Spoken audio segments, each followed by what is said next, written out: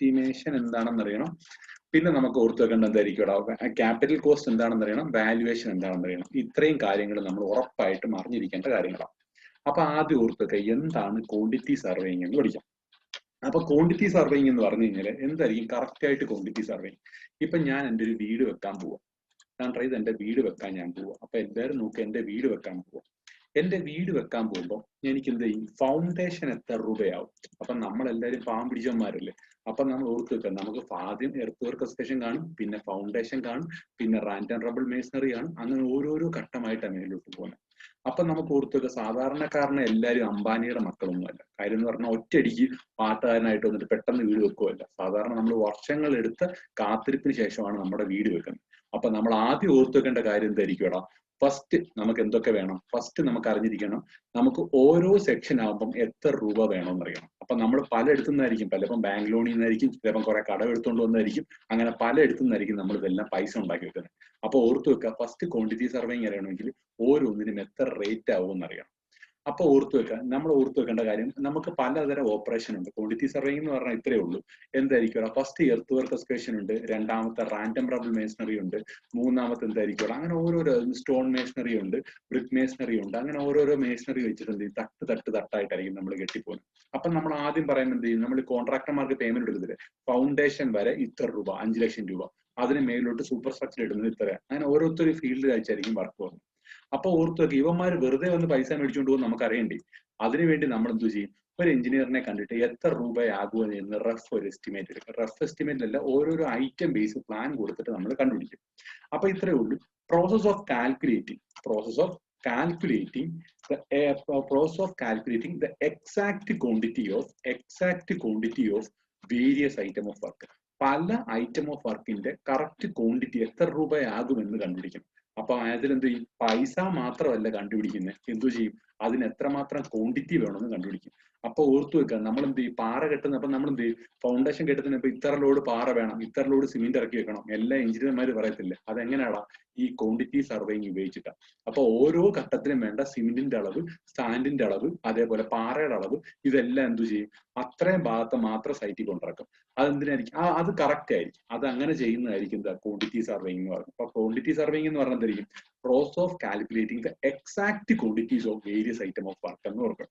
അപ്പൊ correct quantity എത്ര ഉണ്ടെന്ന് കണ്ടുപിടിക്കുന്ന പരിപാടിയെ വിളിക്കുന്ന പേരാണ് quantity surveying. Process of calculating the exact quantities of various item of work. രണ്ടാമത് പഠിച്ചു വെക്കണം, എന്താണ് എസ്റ്റിമേഷൻ എന്നുള്ളത്. എസ്റ്റിമേഷൻ എന്ന് പറഞ്ഞു കഴിഞ്ഞാൽ ഓർത്തു വെക്കുക, ഞാനൊരു വീട് പണിയണമെന്ന് എനിക്കൊരു ആഗ്രഹമുണ്ട്. അപ്പൊ ഞാൻ വീട് പണിയണമെന്ന് ആഗ്രഹം, ഞാൻ എന്തു ചെയ്യും, അടുത്തുള്ള ഒരാളോട് ചോദിക്കും, ഒരു വീട് പണിയാൻ ഇപ്പൊ എത്ര ഉണ്ട്. അപ്പൊ മേശിൽ പറയുന്നത് ഏകദേശം ഒരു 15 ലക്ഷം രൂപ 30 ലക്ഷം രൂപയാണ് പറയും. അപ്പൊ നമുക്ക് ഓർത്തുക, അപ്പൊ നമ്മൾ ഓർത്തുക 30 ലക്ഷം രൂപ കൊണ്ട് ഒരു വീട് പണിയാൻ പറ്റും. അതനുസരിച്ച് ഞാൻ എന്റെ സേവിങ് തുടങ്ങും. അപ്പൊ ആ ഒരു ഇതിനെ പറഞ്ഞ പേരാണ് എസ്റ്റിമേഷൻ എന്ന് പറഞ്ഞത്.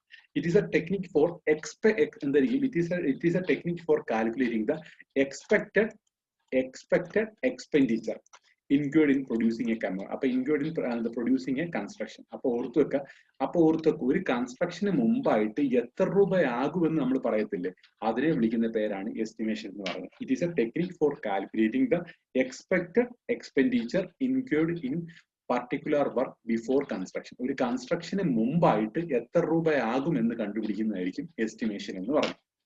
അതേസമയം ഞാൻ എന്ത് ചെയ്യും, ക്യാപിറ്റൽ കോസ്റ്റ് എന്താണെന്ന് ഓർത്ത് വെക്കാം. ക്യാപിറ്റൽ കോസ്റ്റ് എന്ന് പറഞ്ഞാൽ ഒന്നുമില്ലടാ. ക്യാപിറ്റൽ കോസ്റ്റ് എന്ന് പറഞ്ഞാൽ ഇത്രയേ ഉള്ളൂ. എന്തായിരിക്കും, ഞാനൊരു വീട് വെച്ചു. അപ്പം വീട് വെക്കാൻ വേണ്ടി ഞാൻ എന്ത് ചെയ്യുവടാ, ഒരു വീട് വെക്കാൻ വേണ്ടി ഇപ്പൊ ഞാനും ഗൗതവും കൂടെ ഒരു സൈറ്റ് പോയി കണ്ട്. അപ്പം ഇവനെ വീട്ടിൽ നിന്ന് വിളിച്ചുകൊണ്ട് ഞാൻ പോവുക. ഇവനെ വീട്ടിൽ നിന്ന് വിളിച്ചുകൊണ്ട് പോകുമ്പോൾ ഇവനുള്ള വണ്ടിക്കൂലി, ഇവനുള്ള ഫുഡ്, ഇങ്ങനെയുള്ള കാര്യങ്ങളല്ല. ഞാനൊരു വീട് വെക്കാൻ പോകുമ്പോൾ ഇവനെ വിളിച്ചുകൊണ്ട് പോകുമ്പോൾ ഇവന്റെ ഒരു കൂട്ടുകാരൻ വഴിയാണ് ഇത് വന്നത്. ആ കൂട്ടുകാരനും പൈസ കൊടുക്കണം, ഇവര് പൈസ കൊടുക്കണം, എല്ലാവർക്കും ഇവന്റെ ഉമ്മ രണ്ടുപേരുടെയും ഭക്ഷണത്തിന്റെ പൈസ കൊടുക്കണം. അപ്പൊ ഞാൻ എന്ത് ചെയ്യുവടാ, ഒരു വീട് വെക്കണമെന്ന് ആഗ്രഹം വെച്ച് ഞാനൊരു വസ്തു നോക്കാൻ പോകുമ്പോൾ ഞാൻ എന്ത് ചെയ്യും, ഒരു പറ്റ് ബുക്ക് എടുത്തോണ്ട് പോകും. എന്നിട്ട് പറയും ഗൗതത്തിന്റെ ചായ, കൂടെ വന്നവന്റെ കടി, അതേപോലെ എന്ത് ചെയ്യുവടാ, ഇങ്ങനെ ഓരോ കാര്യങ്ങൾ ഞാൻ ഇങ്ങനെ എടുത്തെഴുതി വെക്കും. എന്നിട്ട് ഈ വന്നവൻ എന്ത് ചെയ്യും, ബ്രോക്കർ ചാർജ് എന്ന് പറഞ്ഞ് കുറച്ച് പൈസ മേടിച്ച് ഇതെല്ലാം ഞാനൊരു ബുക്കിലോട്ട് എഴുതി വെക്കും. അപ്പൊ ഒരു സാധനം തുടങ്ങാൻ തൊട്ട് എന്തു ചെയ്യും, തീരുന്നിടം വരെ എത്ര രൂപയായി അത് മൊത്തവും കൂടെ ഞാനൊരു ബുക്കിൽ എഴുതി വെക്കും. അതിനെ വിളിക്കുന്ന പേരാണ് ക്യാപിറ്റൽ കോസ്റ്റ് എന്ന് പറയും. അപ്പൊ ക്യാപിറ്റൽ കോസ്റ്റ് എന്ന് പറഞ്ഞാൽ എന്തായിരിക്കും, total cost of construction include in all expenditure and external സർവീസിന് എല്ലാത്തിന്റെയും കൂടെ സമ്മിനെ വിളിക്കുന്ന പേരാണ് ക്യാപിറ്റൽ കോസ്റ്റ് എന്ന് പറയുന്നത്. ക്യാപിറ്റൽ കോസ്റ്റ് എന്ന് പറഞ്ഞാൽ എന്തായിരിക്കും? All expenditure include all expenditure, എല്ലാ എക്സ്പെൻഡിച്ചറും അതിനകത്ത് എന്തൊക്കെയുണ്ട്? എക്സ്റ്റേണൽ സർവീസ് ഉണ്ട്, അതേപോലെ നമ്മുടെ ഫുൾ വർക്കിന്റെ റേറ്റ് ഉണ്ട്, ഫുള്ള് കാര്യങ്ങളെല്ലാം കൂടെ കൂട്ടുന്നതിനെ വിളിക്കുന്ന പേരാണ് ക്യാപിറ്റൽ കോസ്റ്റ് എന്ന് പറയുന്നത്. അതേപോലെ വാല്യുവേഷൻ. ഇപ്പൊ ഞാനൊരു വണ്ടി എടുത്തു, അപ്പൊ ഞാനൊരു മൊബൈൽ ഫോൺ എടുത്തു. അപ്പൊ സിമ്പിൾ ആയിട്ട് നിങ്ങൾക്ക് എല്ലാവർക്കും അറിയുന്ന രീതിയിൽ പറഞ്ഞുതരാം. ഞാനൊരു മൊബൈൽ ഫോൺ എടുത്തു. അപ്പൊ ഈ മൊബൈൽ ഫോണിന്റെ വില എന്ന് പറഞ്ഞു കഴിഞ്ഞാൽ എന്തായിരിക്കും? 10,000 രൂപയ്ക്ക് ഞാനൊരു മൊബൈൽ ഫോൺ മേടിച്ചു. സാധാരണ ഒരു 10,000 രൂപയ്ക്ക് മൊബൈൽ ഫോൺ മേടിക്കുവാണെങ്കിൽ നമ്മൾ എത്ര വർഷം? ഒരു വർഷമെങ്കിലും മിനിമം നമ്മൾ ഉപയോഗിക്കണം. ഒരു വർഷം, അതൊരു പോട്ടെ 2-3 വർഷം മിനിമം ഉപയോഗിക്കണം. അപ്പൊ ഓർത്തു വെക്കുക, 3 × 12. 3 × 12 എന്ന് പറഞ്ഞു കഴിഞ്ഞാൽ എത്ര ആയിരിക്കും?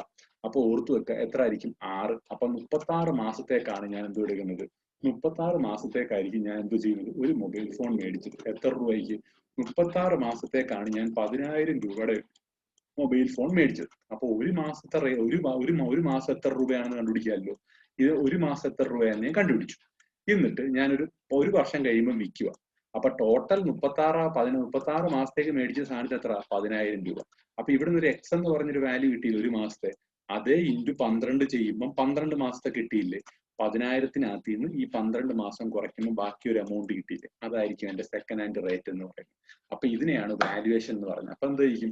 പ്രോസസ് ഓഫ് എന്തായിരിക്കും? It is a process of എന്തായിരിക്കും? Process of estimating or determining the fair price of a property. ഒരു പ്രോപ്പർട്ടിയുടെ പ്രസന്റ് ഡേയിൽ എത്ര രൂപയാണെന്ന് കണ്ടുപിടിക്കുന്നതാണ് വാല്യുവേഷൻ. അപ്പൊ ഈ 4 ടേം നിങ്ങൾ കറക്റ്റ് ആയിട്ട് മനസ്സിലാക്കണം.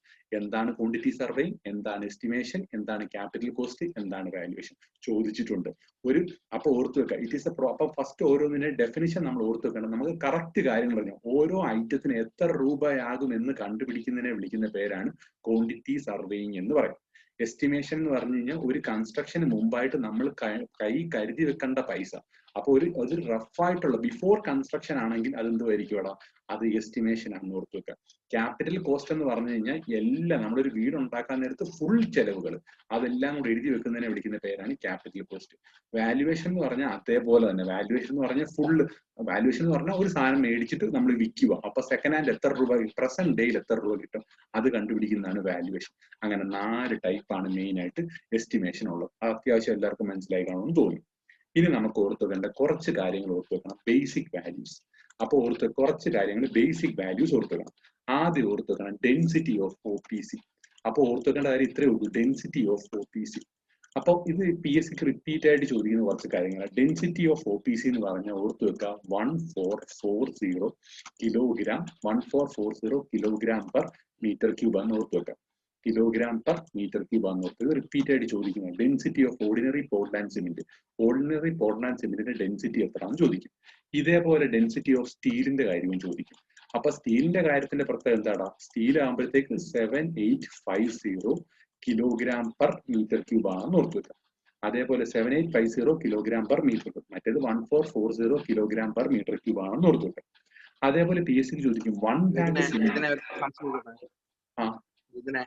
ഈ സ്റ്റീലിന്റെ 7840 അല്ലേ? അത് അത്രയും വിടടാ, അത്രയൊന്നും നോക്കണ്ട, അത് വിട്ടുതരിക. അപ്പൊ ഓർത്ത് വെക്കുക. അപ്പൊ എന്തായിരിക്കും? 1 ബാഗ് സിമെന്റ്. 1 ബാഗ് സിമെന്റ് എന്ന് പറഞ്ഞാൽ എത്ര കിലോ ആയിരിക്കും? 50 കിലോ ആണെന്ന് ഓർത്ത് വെക്കുക. 1 ബാഗ് സിമെന്റ് ആകുമ്പോഴത്തേക്കായിരിക്കും 50 കിലോ ആണെന്ന് ഓർത്ത് വെക്കുക. അതേപോലെ എന്തായിരിക്കും? Volume of 1 metre cube. 1 metre cube cement. അപ്പൊ ഓർത്ത് വെക്കുക വോളിയം ഓഫ് 1 ബാഗ് സിമെന്റ്.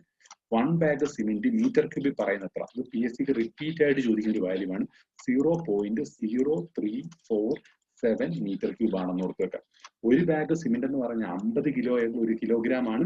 അതേപോലെ ഒരു ബാഗ് സിമെന്റ് എന്ന് പറഞ്ഞാൽ 0.0347 മീറ്റർ ക്യൂബ് ആണെന്ന് ഓർത്ത് വെക്കാം. അത് PSCക്ക് ചോദിക്കാറുണ്ട്. അതേപോലെ PSCക്ക് ചോദിക്കും ഒരു ബാഗ് സിമെന്റ് എന്ന് പറഞ്ഞാൽ എത്ര ലിറ്റർ ആണ്? 35 ലിറ്റർ ആണ് ഒരു ബാഗ് സിമെന്റ് എന്ന് പറഞ്ഞാൽ. അപ്പൊ അതും ചോദിക്കാറുണ്ട്. ഒരു ബാഗ് സിമെന്റ് എന്ന് പറഞ്ഞാൽ എത്ര ലിറ്റർ ആണ്? 35 ലിറ്റർ ആണെന്ന് ചോദിക്കാറുണ്ട്. 1 മീറ്റർ ക്യൂബ് OPC ചെയ്യാൻ വേണ്ടി എത്ര ബാഗ് വേണമെന്ന് ചോദിക്കും. 1 മീറ്റർ ക്യൂബ് എന്ന് പറഞ്ഞാൽ എത്ര ബാഗ് ആണെന്ന് ചോദിക്കാറുണ്ട്. അത് എത്ര? 30 ബാഗ് ആയിരിക്കും. ഇതെല്ലാം PSCക്ക് റിപ്പീറ്റ് ആയിട്ട് ചോദിക്കുന്നത്. അപ്പൊ ഓർത്തു വെക്കണം ഡെൻസിറ്റി. ഇതാണ് ബേസിക് വാല്യൂസ് എന്ന് പറഞ്ഞാൽ. ഇത്രയും കാര്യങ്ങൾ നമ്മൾ അറിഞ്ഞിരിക്കണം. ജനറൽ ആയിട്ട് അറിഞ്ഞിരിക്കണം. ഇതെല്ലാം ചോദിക്കുന്നത്. ഡെൻസിറ്റി ഓഫ് OPC എന്ന് പറഞ്ഞാൽ 1440 kilogram per metre cube. Density of steel എന്ന് പറഞ്ഞാൽ 7850 കിലോഗ്രാം പെർ മീറ്റർ ക്യൂബ്. ഒരു ബാഗ് സിമെന്റ് എന്ന് പറഞ്ഞാൽ 50 കിലോഗ്രാം ആണ്. ഒരു ബാഗ് സിമെന്റ് എന്ന് പറഞ്ഞാൽ എത്ര വോളിയമാണ്? 0.0347 മീറ്റർ ക്യൂബ് ആണെന്ന് ഓർത്ത് വെക്കുക. ഒരു ബാഗ് സിമെന്റ് എന്ന് പറഞ്ഞാൽ എത്ര ലിറ്റർ ആയിരിക്കും? 35 ലിറ്റർ ആയിരിക്കും. ഒരു ബാഗ് സിമെന്റ് എന്ന് പറഞ്ഞാൽ 30 ബാഗ് ആണെന്ന് ഓർത്ത് വെക്കുക. ഒരു മീറ്റർ ക്യൂബ് എന്ന് പറഞ്ഞാൽ 30 ബാഗ് ആണെന്ന് ഓർത്ത് വെക്കുക. ഇത്രയും കാര്യങ്ങൾ പഠിച്ചു. അപ്പൊ ഇത്രയും കാര്യങ്ങൾ അത്യാവശ്യം എല്ലാവർക്കും നമുക്ക് അറിയാവുന്ന കാര്യങ്ങളാണ്. പക്ഷെ നമുക്കിത് ആദ്യം നമുക്ക് അറിയേണ്ട കാര്യം, ഇതിന്റെ സിലബസ് വെച്ച് നമ്മൾ പഠിക്കാവുള്ളൂ. ഒരു സാധനം പഠിക്കാൻ പോവാണെങ്കിൽ നമ്മൾ ആദ്യം എന്ത് ചെയ്യണം? സിലബസ് പഠിക്കണം. അപ്പൊ സിലബസ് പഠിക്കണമെന്ന് പറഞ്ഞാൽ ഫസ്റ്റ് എനിക്ക് അറിയേണ്ട കുറച്ച് കാര്യങ്ങളുണ്ട്. ബേസിക് ആയിട്ട് കുറച്ച് കാര്യങ്ങളുണ്ട്. അപ്പോൾ നിങ്ങൾ എഴുതി വെച്ചു, ഞാൻ ഇതിനെ മൂന്നായിട്ട് 4ആയിട്ട് എനിക്ക് ഡിവൈഡ് ചെയ്യാം. എസ്റ്റിമേഷൻ. അപ്പൊ ഓർത്തു വെക്കുക, എസ്റ്റിമേഷനെ ഡിവൈഡ് ചെയ്യുന്ന ഫസ്റ്റ് എന്ന് പറഞ്ഞു കഴിഞ്ഞാൽ ഓർത്തു വെക്കുക, ഞാൻ ഇപ്പം പറഞ്ഞപ്പോൾ ഓർത്തു വെക്കുക, അതെന്തായിരിക്കും? ആദ്യം നമുക്ക് മെയിൻ ആയിട്ടുള്ള ടോപ്പിക്കുകളാണ്. ആദ്യം എന്തായിരിക്കും ഓർത്തു വെക്കണം? ഇതാണ്ട് ആദ്യം നമ്മൾ ഓർത്തു വെക്കേണ്ട കാര്യങ്ങൾ ഇതാണ്ട് ഇത്രയേ ഉള്ളൂ. ഇതാണ്ട് necessary data for preparing estimate. First നമ്മൾ എസ്റ്റിമേറ്റിനെ കുറിച്ച് പഠിക്കണം. ഫസ്റ്റ് എന്തായിരിക്കും? ഫസ്റ്റ് മൊഡ്യൂളിനകത്ത് പഠിക്കേണ്ടതാണ് എസ്റ്റിമേറ്റ്. ഒരു സാധനം ഉണ്ടാക്കണമെങ്കിൽ എന്ത് വേണം? എസ്റ്റിമേറ്റ് ഉണ്ടാവണമെന്ന് വേണം. അപ്പൊ എസ്റ്റിമേറ്റ്, അപ്പൊ നമ്മൾ ആദ്യം ഒരു എസ്റ്റിമേറ്റ് വേണം. രണ്ടാമത് എസ്റ്റിമേറ്റ് ആൻഡ് ടേംസ്, അതുമായിട്ട് ബന്ധപ്പെടുന്ന കുറച്ച് ടേംസ് പഠിക്കണം. എസ്റ്റിമേറ്റും ഉണ്ട്, അതുമായിട്ട് ബന്ധപ്പെടുന്ന ടേം. അതാണ് ഫസ്റ്റ്. രണ്ടാമത് ഓർത്തു വെക്കേണ്ട കാര്യം എന്താണെന്നറിയോ? സാങ്ഷനെ കുറിച്ച് പഠിച്ചു വെക്കണം. രണ്ടാമതിനെ കുറിച്ച് ഓർത്തു വെക്കണം, സാങ്ഷനെ കുറിച്ച് ഓർത്തു വെക്കണം. അത്യാവശ്യം ചോദ്യം വരാറുണ്ട്. മൂന്നാമത്തെ ടൈപ്സ് ഓഫ് എസ്റ്റിമേറ്റ്. ഇത്രയും കാര്യങ്ങളായിരിക്കും ഫസ്റ്റ് മൊഡ്യൂളിനകത്ത് ചോദിക്കുന്നത്. അപ്പൊ അത്യാവശ്യം നല്ല രീതിയിൽ ചോദ്യങ്ങൾ വരുന്ന സെക്ഷനാണ് ഫസ്റ്റ് മൊഡ്യൂൾ എന്ന് പറഞ്ഞത്. അപ്പൊ ഓർത്ത് വെക്കണം, നമ്മുടെ എസ്റ്റിമേഷൻ മൊത്തം 4ആയിട്ട് ഞാൻ തിരിക്കുവാണ്. First estimate, sanction, type of estimate എന്ന് പഠിക്കുക. അപ്പൊ ഇത്രയും കഴിഞ്ഞല്ലോ. ഇതിനുശേഷം നമ്മൾ ഓർത്തു വെക്കേണ്ട രണ്ടാമത്തെ, അപ്പൊ എസ്റ്റിമേറ്റ് കഴിഞ്ഞാൽ രണ്ടാമത്തെ പ്രൊസീജിയർ എന്തായിരിക്കും? ടെൻഡറിങ് എന്ന് പറയും. ടെൻഡറിങ്. അപ്പൊ ടെൻഡറിങ്ങുമായിട്ട് ബന്ധപ്പെട്ട് കുറച്ച് ടേംസ് പഠിക്കണം. അപ്പൊ ടെൻഡറിങ്ങുമായിട്ട് ബന്ധപ്പെട്ട് കുറച്ച് ടേംസ് നമ്മൾ പഠിക്കണം. ടെൻഡറിങ്ങിന്റെ ബേസിക് ടേംസുകളെല്ലാം നമ്മൾ പഠിച്ചു. അതുമായിട്ട് പഠിക്കണം ടെൻഡറിങ്ങും, പിന്നെന്താ അതിന്റെ ബേസിക് ടേംസും പഠിച്ചതിന് ശേഷം അതിന്റെ കൂട്ടത്തിൽ പഠിക്കണം ഏരിയ പഠിക്കണം. ടെൻഡറിങ്, ബേസിക് ടേംസ്, ഏരിയ പഠിക്കണം. അപ്പൊ ഏരിയ കഴിഞ്ഞല്ലോ. ഏരിയ കഴിഞ്ഞു. പിന്നെന്തോ ചെയ്യണം? ഈ ടെൻഡറിങ് കഴിഞ്ഞു. അപ്പൊ ഇതുമായിട്ട് ഇനി ബന്ധപ്പെട്ട് നമ്മുടെ വർക്ക് എല്ലാം ചെയ്തു കഴിഞ്ഞതിന് ശേഷം നമ്മളിത് മെഷർമെന്റ് എടുക്കണം. കാരണം ആ ബിൽഡിങ്ങിന്റെ മെഷർമെന്റ് എടുക്കണം. അതാണ് റൂൾസ് ഫോർ മെഷർമെന്റ്. അപ്പൊ ഈ റൂൾസ് ഫോർ മെഷർമെന്റ് എടുക്കണം. അപ്പൊ റൂൾസ് ഫോർ മെഷർമെന്റ് എങ്ങനെ എടുക്കാം എന്ന് നമുക്ക് ഓർത്തു വെക്കണം. പിന്നെ ഓരോ, അപ്പൊ ഇത് റൂൾസ് ഫോർ മെഷർമെന്റ് അവിടെ നിൽക്കട്ടെ. അത് കഴിഞ്ഞാൽ അതല്ല വേണ്ടത്. റൂൾസ് ഫോർ മെഷർമെന്റ് അല്ല മൂന്നാമത്തെ മൊഡ്യൂളിനകത്ത് നിൽക്കേണ്ട കാര്യങ്ങൾ ഇത്രയേ ഉള്ളൂ. അപ്പൊ എന്തായിരിക്കും? അപ്പൊ അപ്പൊ മൂന്നാമത്തെ മൊഡ്യൂളിനകത്തിൽ measurement of different work. Different വർക്കിനെ എങ്ങനെ മെഷർ ചെയ്യാമെന്ന് പഠിക്കണം. അപ്പൊ ഡിഫറെന്റ് വർക്കിനെ മെഷർ ചെയ്യുന്ന എങ്ങനെയാണെന്ന് പഠിക്കണം. അതിനുശേഷം എന്തായിരിക്കണം? നമ്മുടെ ഡേറ്റ ബുക്ക്. ഇവർക്കെല്ലാം പൈസ കൊടുക്കണ്ടേ, അതാണ് ഡേറ്റ ബുക്ക് വെച്ച് കൊടുക്കണം. ഡേറ്റ ബുക്കിനെ കുറിച്ച് പഠിക്കണം. അപ്പൊ ഡേറ്റ ബുക്കിനെ കുറിച്ച് പഠിച്ചു. അതിനുശേഷം ഈ ഡേറ്റ ബുക്ക്, പിന്നെ അതിന്റെ വാല്യുവേഷൻ. ഇത്രയും കാര്യങ്ങളാണ് മെയിൻ ആയിട്ട് പഠിക്കേണ്ടത്. അപ്പൊ ഓർത്തു വെക്കേണ്ട കാര്യങ്ങൾ ഓർത്തു വെക്കുക. എസ്റ്റിമേറ്റും ടേംസും പഠിക്കണം. സാങ്ഷൻ പഠിക്കണം. ടൈപ്പ് ഓഫ് സാങ്ഷൻ പഠിക്കണം. ടെൻഡറിങ് ആൻഡ് ടേംസ് പഠിക്കണം. ഏരിയ പഠിക്കണം. പിന്നെ എന്തായിരിക്കും? മെഷർമെന്റ് ഓഫ് ഡിഫറെന്റ് വർക്ക് പഠിക്കണം. പിന്നെ വാല്യുവേഷൻ പഠിക്കണം. ഇത്രയും കാര്യങ്ങളാണ് മെയിൻ ആയിട്ട് പഠിക്കുന്നത്. അത്രയും പഠിക്കുമ്പോഴത്തേക്ക് എന്തോ ചെയ്തു? നമ്മുടെ എസ്റ്റിമേഷൻ 1 പരിപാടി തീരുക. അപ്പൊ ഓർത്തു വെക്കേണ്ട കാര്യങ്ങൾ നമുക്ക് അതിനെക്കുറിച്ച് ഡീറ്റെയിൽ ആയിട്ട് ഇറങ്ങി വരാം. അപ്പൊ നമുക്ക് ഇത്രയും കാര്യങ്ങൾ ഓർത്തു വെക്കാമല്ലോ. ഇനി ഒരു necessary data for preparing estimate. ഒരു എസ്റ്റിമേറ്റ് പ്രിപ്പയർ ചെയ്യണമെങ്കിൽ കുറച്ച് കാര്യങ്ങൾ വേണം. അപ്പൊ ഈ എസ്റ്റിമേറ്റ് പ്രിപ്പയർ ചെയ്യണമെങ്കിൽ ആദ്യം എനിക്ക് എന്തോ വേണം? ആദ്യം എനിക്ക് നല്ലൊരു ഡ്രോയിങ് വേണം. അപ്പൊ ഡ്രോയിങ്, ഫസ്റ്റ് എസ്റ്റിമേറ്റ് പ്രിപ്പയർ ചെയ്യണമെങ്കിൽ എന്തോ വേണം? ഒരു ഡ്രോയിങ് വേണം. അപ്പൊ ഡ്രോയിങ്ങിന് എന്തൊക്കെ ചോദിക്കും? അപ്പൊ ഡ്രോയിങ്ങിനകത്ത് നമുക്ക് ആദ്യം ഓർത്ത് വെക്കണം, ഇതിന്റെ എല്ലാം ഓരോ സ്കെയിലുകളും PSC റിപ്പീറ്റ്. അപ്പൊ ഓർത്തു വെക്കുക സൈറ്റ് പ്ലാൻ. ഓർത്തു വെക്കുക സൈറ്റ് പ്ലാൻ വരയ്ക്കുന്ന ഏത് സ്കെയിലാണ്? റിപ്പീറ്റഡ് ചോദ്യമാണ്. 1/400 ആണെന്ന് ഓർത്തു വെക്കുക. അത് റിപ്പീറ്റഡ് ചോദ്യമാണ്. സൈറ്റ് പ്ലാൻ വരയ്ക്കുന്ന എത്ര ആയിരിക്കും? 1/400 ആണെന്ന് ഓർത്തു വെക്കുക. അതേപോലെ PSCക്ക് ചോദിക്കും ലേഔട്ട് പ്ലാൻ വരയ്ക്കുന്നത് 1/500 ആണെന്ന് ഓർത്തു വെക്കുക. ലേഔട്ട് പ്ലാൻ വരയ്ക്കുന്നത് 1/500. അതങ്ങനെ ചോദിച്ചിട്ടില്ലേ? അതേപോലെ PSCക്ക് ചോദിക്കാറുണ്ട് ബിൽഡിംഗ് പ്ലാൻ വരയ്ക്കുന്നത് 1/100 ആണെന്ന് ഓർത്തു വെക്കുക. 1/100 ആണെന്ന് ഓർത്തു വെക്കുക. ബിൽഡിങ്ങിന്റെ പ്ലാൻ വരയ്ക്കുന്നത് എത്ര ആയിരിക്കും? 100. 1/100. അതേപോലെ ഒരു കാര്യം ഓർത്തു വെക്കണം, കീ പ്ലാൻ ഒരു കാരണവശാലും സ്കെയിൽ ഇല്ല. No scale. ഇത് റിപ്പീറ്റഡ് ചോദ്യമാണ് കേട്ടോ. No scale. അപ്പൊ ഇത്രയും കാര്യങ്ങൾ നമ്മൾ ആദ്യം ഓർത്തു വെക്കണം. അപ്പൊ എന്തൊക്കെ ഓർത്തു വെക്കണം? ഡ്രോയിങ്ങുമായിട്ട് ബന്ധപ്പെട്ട് അപ്പൊ ഒരു സാധനം നമ്മളെല്ലാവരും നമ്മൾ ഡ്രോയിങ് വരച്ചിട്ടുണ്ട്. അപ്പൊ ഡ്രോയിങ് വരയ്ക്കുമ്പോൾ മെയിൻ ആയിട്ട് വേണ്ട കാര്യങ്ങളാണ് സൈറ്റ് പ്ലാൻ വേണം, ലേഔട്ട് പ്ലാൻ വേണം, ലേഔട്ട് പ്ലാൻ വേണം, കീ പ്ലാൻ വേണം, ബിൽഡിങ്ങിന്റെ പ്ലാൻ വേണം. അപ്പൊ ഇതെല്ലാം ഒന്ന് മനസ്സിലോട്ട് കയറ്റി. അപ്പൊ ഓർത്തു വെക്കേണ്ട ഫസ്റ്റ് കാര്യം ഡ്രോയിങ്ങിനകത്ത് പഠിച്ചു വെക്കേണ്ട സൈറ്റ് പ്ലാൻ വരയ്ക്കുന്ന സ്കെയിൽ 1:400 ആണെന്ന് ഓർത്തു വെക്കുക. ലേഔട്ട് പ്ലാൻ ആകുമ്പോൾ 1:500 ആണെന്ന് ഓർത്തു വെക്കുക. ബിൽഡിംഗ് പ്ലാൻ ആകുമ്പോൾ 1:100 ആണെന്ന് ഓർത്തു വെക്കുക. കീ പ്ലാൻ ആകുമ്പോൾ സ്കെയിൽ ഒന്നും ഇല്ലെന്ന് ഓർത്തു വെക്കുക. അപ്പൊ ഇതുമായിട്ട് നമ്മൾ ഓർത്തു വെക്കേണ്ട ഒരു PSCക്ക് ചോദ്യമുണ്ട്. ഈ സൈറ്റ് പ്ലാൻ വരയ്ക്കുന്ന ആരെങ്കിലും ഒന്ന് പറഞ്ഞ് സൈറ്റ് പ്ലാൻ 2 രീതിയിൽ വരയ്ക്കാൻ പറ്റും. അപ്പൊ ഓർത്തു വെക്കുക KBR കേരള ബിൽഡിംഗ് റൂളും ഉണ്ട്, നാഷണൽ ബിൽഡിംഗ് കോഡ് ഉണ്ട്. അപ്പൊ NBC ഉണ്ട്, നാഷണൽ ബിൽഡിംഗ് കോഡും KBR പ്രകാരം സൈറ്റ് പ്ലാൻ എത്ര വരയ്ക്കുന്നത്, നാഷണൽ ബിൽഡിംഗ് ബോർഡ് പ്രകാരം എത്ര വരയ്ക്കുന്നത്. നമ്മൾ നേരത്തെ പറഞ്ഞ അറിയാവുന്നവരെന്ന് പറഞ്ഞ് പണ്ടിരുന്നവരെന്ന് പറഞ്ഞു ആരെങ്കിലും ഉണ്ടോ? ആരും കയറിയിട്ടില്ലേ? പറഞ്ഞു മീനൊന്നും ഇല്ലേ? അത് ഇരിപ്പില്ലേ? അഖില ഒന്നും ഇരിപ്പില്ലേ? ആരും കയറിയില്ലേ? നസീം എന്ന് പറഞ്ഞാൽ എന്താ KBR പ്രകാരം എത്രയാണ്, നാഷണൽ ബിൽഡിംഗ് കോഡ് പ്രകാരം എത്രയാണ് സൈറ്റ് പ്ലാൻ വരയ്ക്കുന്നത്? അറിയാവുന്നവർ പറഞ്ഞു. ഞാൻ പറയാം.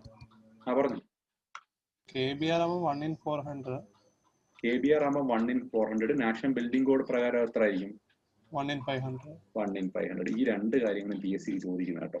അപ്പൊ ഓർത്തു വെക്കേണ്ട കാര്യങ്ങൾ ഇതൊന്ന് ഓർത്തു വെക്കണം. എല്ലാവരും ഒന്ന് എഴുതി വെച്ചു. സൈറ്റ് പ്ലാൻ വരയ്ക്കുന്ന 2 PSC ഇത് റിപ്പീറ്റഡ് ചോദ്യമാണ്. ഇതെല്ലാം ചോദിക്കാനായിട്ട് ഏറ്റവും കൂടുതൽ ചോദിച്ച് തെറ്റിപ്പോവാൻ ചാൻസ് 1:400 മാത്രം പഠിക്കരുത്.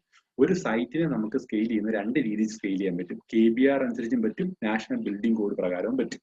KBR അനുസരിച്ച് 1:400 ആയിരിക്കും.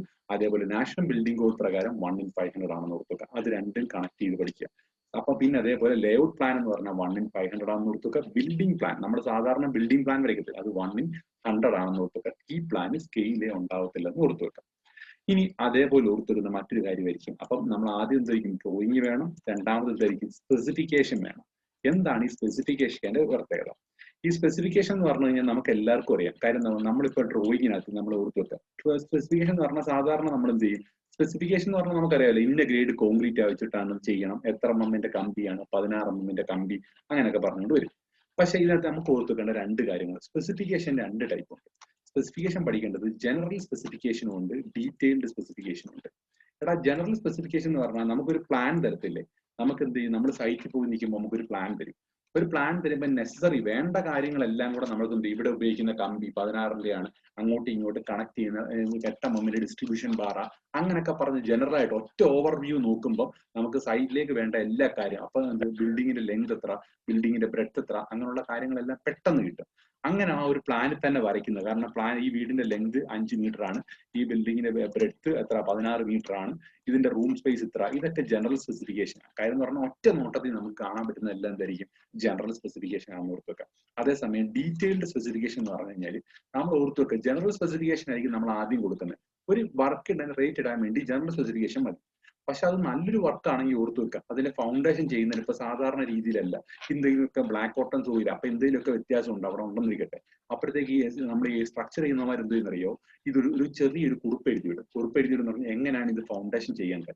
ഫൗണ്ടേഷൻ ചെയ്യുന്ന വെച്ചാൽ അപ്പൊ എന്തെങ്കിലും ഒരു നല്ലൊരു ഫൗണ്ടേഷൻ അല്ലെങ്കിൽ നല്ലൊരു എന്തെങ്കിലും കോംപ്ലിക്കേറ്റഡ് ആയിട്ടുള്ള കാര്യങ്ങൾ വരുവാന്നിരിക്കട്ടെ, അപ്പൊ സ്ട്രക്ചർ ഡിപ്പാർട്ട്മെന്റ് എന്ത് ചെയ്യും? ഒരു ഡീറ്റെയിൽഡ് ഡിസ്ക്രിപ്ഷൻ അങ്ങ് എഴുതിയിടും. ഡീറ്റെയിൽ ഡിസ്ക്രിപ്ഷൻ എന്ന് പറഞ്ഞാൽ പണിയുമ്പോൾ ഇത്ര സെന്റിമീറ്റർ കോൺക്രീറ്റ് ചെയ്യണം, ഇത്ര സെന്റിമീറ്റർ മെറ്റൽ വേണം, ഇവിടെ ടോയ്ക്ക് ഇത്ര ബെഞ്ച് കൊടുക്കണം, അന്ന ബെഞ്ച് കൊടുക്കണം എന്നൊക്കെ പറഞ്ഞ് റീഇൻഫോഴ്സ്മെന്റ് ഇത്ര കൊടുക്കണമെന്നും പറഞ്ഞ് വെച്ച് കത്തിച്ചങ്ങിടും. അതിനെ വിളിക്കുന്ന പേരാണ് ഡീറ്റെയിൽഡ് സ്പെസിഫിക്കേഷൻ എന്ന് പറഞ്ഞാൽ. ഡീറ്റെയിൽഡ് സ്പെസിഫിക്കേഷൻ എന്ന് പറഞ്ഞാൽ ഈ ജനറൽ സ്പെസിഫിക്കേഷനകത്ത് ഇതെല്ലാം കൂടെ കയറ്റി വെക്കത്തില്ല. ഇതിനകത്ത് ഉൾപ്പെടാൻ പറ്റാത്ത കാര്യങ്ങളെല്ലാം കൂടെ ഇതിനകത്ത് കൊടുക്കും. ഡീറ്റെയിൽഡ് സ്പെസിഫിക്കേഷനകത്ത് വരാൻ പറ്റും. ഇത്രയും കാര്യങ്ങളാണ് മെയിൻ ആയിട്ട് വരേണ്ടത്. അപ്പൊ ഓർത്തു വെക്കുക, ഫസ്റ്റ് ഡ്രോയിങ് വേണം, രണ്ടാമത്തെ സ്പെസിഫിക്കേഷൻ വേണം, മൂന്നാമത്തെ ആയിരിക്കും റേറ്റ് വേണം. ഈ 3 കാര്യങ്ങളാണ് മെയിൻ ആയിട്ട്. അപ്പൊ PSCക്ക് ചോദിക്കാറുണ്ട് necessary data four preparing an estimate. ഒരു എസ്റ്റിമേറ്റ് പ്രിപ്പയർ ചെയ്യണമെങ്കിൽ എത്ര കാര്യങ്ങൾ വേണം? ആദ്യം ഡ്രോയിങ് വേണം, രണ്ടാമത്തെ സ്പെസിഫിക്കേഷൻ വേണം, മൂന്നാമത്തെ റേറ്റ് വേണം. ഇത്രയും കാര്യങ്ങളാണ് മെയിൻ ആയിട്ട് നമുക്ക് ഇതിനകത്ത് വേണ്ടത്. ഒരു necessary data four preparing estimate എന്ന് പറഞ്ഞാൽ ഒരു എസ്റ്റിമേറ്റ് പ്രിപ്പയർ ചെയ്യാൻ വേണ്ട മിനിമം കാര്യങ്ങളാണ് ഇത്രയും കാര്യങ്ങളെന്ന് ഓർത്ത് വെക്കാം. അപ്പൊ ഓർത്ത് വെക്കണം, ഫസ്റ്റ് ഡ്രോയിങ്, രണ്ടാമത്തെ സ്പെസിഫിക്കേഷൻ, മൂന്നാമത്തെ റേറ്റ്. അപ്പൊ ഇത്രയും കാര്യങ്ങൾ എത്തിയല്ലോ. ഇത്രയും കാര്യങ്ങളാണ് നമുക്ക് എപ്പോഴും റിപ്പീറ്റ് ആയിട്ട് ചോദിക്കുന്ന കാര്യങ്ങളാണെന്ന് ഓർത്ത് വെക്കാം. അപ്പൊ ഇത് നമുക്ക് ഒരുവിധം കത്തിയല്ലോ. അപ്പൊ ഇത് നമുക്ക് ജസ്റ്റ് ഒന്ന് നമുക്ക് പെട്ടെന്ന് റിവൈസ് ചെയ്ത് വരാം. അപ്പൊ പെട്ടെന്ന് റിവൈസ് ചെയ്യുമ്പോൾ നമുക്ക് ആദ്യം ഓർത്ത് വെക്കേണ്ട കാര്യങ്ങൾ എന്തൊക്കെയാണ് ആദ്യം ഒന്ന് ഓർത്ത് വെച്ച്. ഫസ്റ്റ് നമ്മൾ ഓർത്ത് വെക്കാം, അജിത ദിലീപ് ഒന്ന് പറഞ്ഞ് എന്താണ് നിനക്ക് മനസ്സിലായത്? ക്വാണ്ടിറ്റി സർവേയിങ് എന്ന് നിനക്ക് എന്ത് മനസ്സിലായി? പെട്ടെന്ന് പറയണം, സമയമില്ലേ. അജിത ഇല്ല, ഇത്രയും കാര്യങ്ങൾ മെയിൻ ആയിട്ട്. സ്റ്റീലിന്റെ ഡെൻസിറ്റി എത്രയാ? 7850 ആണോ 40 ആണോ? 7850 40 ആയാലും കുഴപ്പമില്ല കേട്ടോ, നോക്കി വെച്ചിരുന്നാൽ മതി. ആ റേഞ്ച് ആണ്. എന്തോടാ പറഞ്ഞേ? കാര്യം പറഞ്ഞോട്ടെ. ഇതിന് നമ്മൾ ഇതിനകത്തെ മറ്റേ കോൺക്രീറ്റ് ഡെൻസിറ്റി ഇതിനകത്ത് പഠിക്കുന്നതാണോ 2440 എന്നുള്ളത്? കേട്ടില്ല. കോൺക്രീറ്റിന്റെ ഡെൻസിറ്റി ഇല്ലേ, കോൺക്രീറ്റ് ഇതിനകത്തില്ല. അപ്പൊ ഓർത്ത് വെക്കാം. അപ്പൊ നമ്മൾ ഓർത്ത് വെക്കാം എന്താ, ഡ്രോയിങ് സ്പെസിഫിക്കേഷൻ, റേറ്റ്. ഇനി അടുത്താണ് റേറ്റിനെ കുറിച്ച് പഠിക്കണം. അപ്പൊ റേറ്റിനുമായിട്ട് ബന്ധപ്പെട്ട് വരുമ്പോൾ പല ടൈപ്പ് റേറ്റ് നമ്മൾ കേട്ടിട്ടുണ്ട്. നമുക്ക് കേട്ടിട്ടുണ്ട് കോസ്റ്റ് എന്താണെന്ന് കേട്ടിട്ടുണ്ട്, അതേപോലെ പ്രൈസ് എന്താണെന്ന് നമുക്കറിയാം. കോസ്റ്റ് എന്താണ്, പ്രൈസ് എന്താണ്, റേറ്റ് എന്താണെന്ന് അറിയണം. ഇത്രയും കാര്യങ്ങളെല്ലാം അറിയണം. എന്തൊക്കെയാണ്? കോസ്റ്റ് അറിയണം, പ്രൈസ് അറിയണം, റേറ്റ് അറിയണം. ഇത്രയും കാര്യങ്ങൾ നമുക്ക് ആദ്യം അറിയണം. എന്താണ് കോസ്റ്റ്, എന്താണ് പ്രൈസ്, എന്താണ് റേറ്റ്. ഫസ്റ്റ് ഓർത്ത് വെക്കുക, എന്താണ് കോസ്റ്റ് എന്ന് ഓർത്ത് വെക്കുക. കോസ്റ്റ് എന്ന് പറഞ്ഞാൽ ഇപ്പൊ ഞാനൊരു സിമെന്റ് കമ്പനി, അപ്പൊ ഞാനൊരു സിമെന്റ് ഉണ്ടാക്കാൻ തുടങ്ങി, MG. അപ്പൊ എന്റെ സിമെന്റ് ആണ്, ഇത് എന്റെ സിമെന്റ് ആണ്. ഈ സിമെന്റ് ഞാൻ ഉണ്ടാക്കാൻ പോവാം. അപ്പൊ ഈ സിമെന്റ് ഉണ്ടാക്കാൻ വേണ്ടി എത്ര രൂപയാകും എന്ന് കണ്ടുപിടിക്കുന്നതിനെ വിളിക്കുന്നു. അപ്പൊ ഈ സിമെന്റ് ഉണ്ടാക്കാൻ പോവാം. അപ്പൊ സിമെന്റ് ഉണ്ടാക്കാൻ വേണ്ടി ഞാനെന്ത്, ലൈം ഉണ്ട്, നമുക്കറിയാം ലൈം ഉണ്ട്, അതേപോലെ എന്തായിരിക്കും, അതേപോലെ സിലിക്കയുണ്ട്, എല്ലാ കാര്യങ്ങളും എല്ലാം കൂടെ നമ്മൾ മിക്സ് ചെയ്ത് ഒരു സിമെന്റ് ഉണ്ടാക്കി.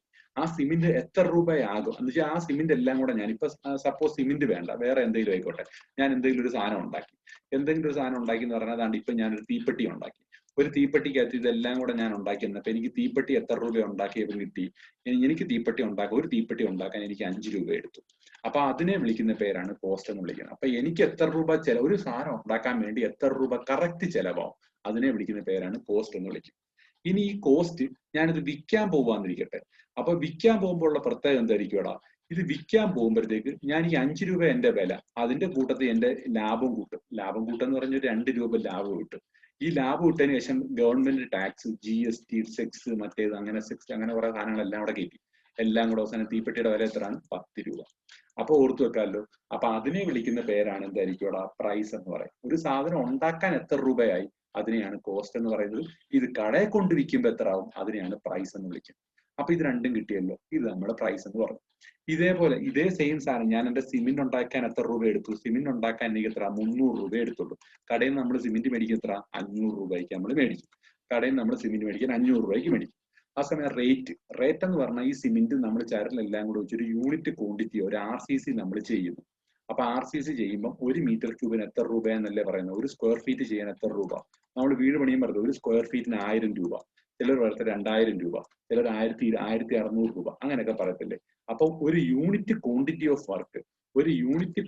ഓഫ് വർക്ക് ചെയ്യാൻ വേണ്ടി എത്ര രൂപയാകും എന്ന് ചോദിച്ചാൽ അതിനെ വിളിക്കുന്ന പേരാണ് റേറ്റ് എന്ന് വിളിക്കുന്നത്. അപ്പൊ ഓർത്തു വെക്കുക, ഒരു യൂണിറ്റ് ക്വാണ്ടിറ്റി ചെയ്യാൻ എത്ര രൂപയാകും, അതിനെ വിളിക്കുന്ന പേരാണ് റേറ്റ് എന്ന് വിളിക്കുക. അപ്പൊ ഇത്രയും കഴിഞ്ഞല്ലോ. അപ്പൊ കോസ്റ്റായി, പ്രൈസായി, റേറ്റായി. പിന്നെ ഒരു കാര്യം കൂടെ ഉണ്ട്, വാല്യൂ. എന്താണ് വാല്യൂ എന്ന് പറഞ്ഞാൽ? വാല്യൂ എന്ന് പറഞ്ഞാൽ amount of money that can be received for something. അപ്പൊ ഒരുത്തന്റെ വാല്യൂ, ഇപ്പൊ നമ്മൾ പറയത്തില്ലേ 1980-കളിലെ ഒരു ബുള്ളറ്റ്, അല്ല 1980-ലെ ബുള്ളറ്റാ.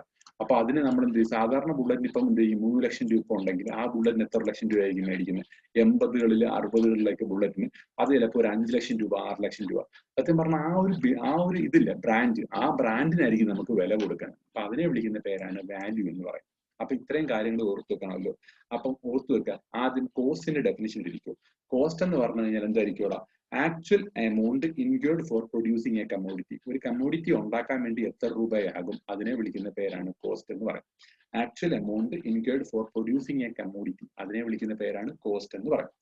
അതേസമയം രണ്ടാമത് പ്രൈസ് എന്ന് പറഞ്ഞാൽ amount given for payment for something. നമ്മൾ പൈസ കൊടുത്തൊരു സാധനം മേടിക്കുക, amount given in payment four something. അപ്പൊ എമൗണ്ട് ഗിവൺ പേയ്മെന്റ് ഫോർ സംതിങ്ങിനെ വിളിക്കുന്ന പേരാണ് എന്തായിരിക്കും?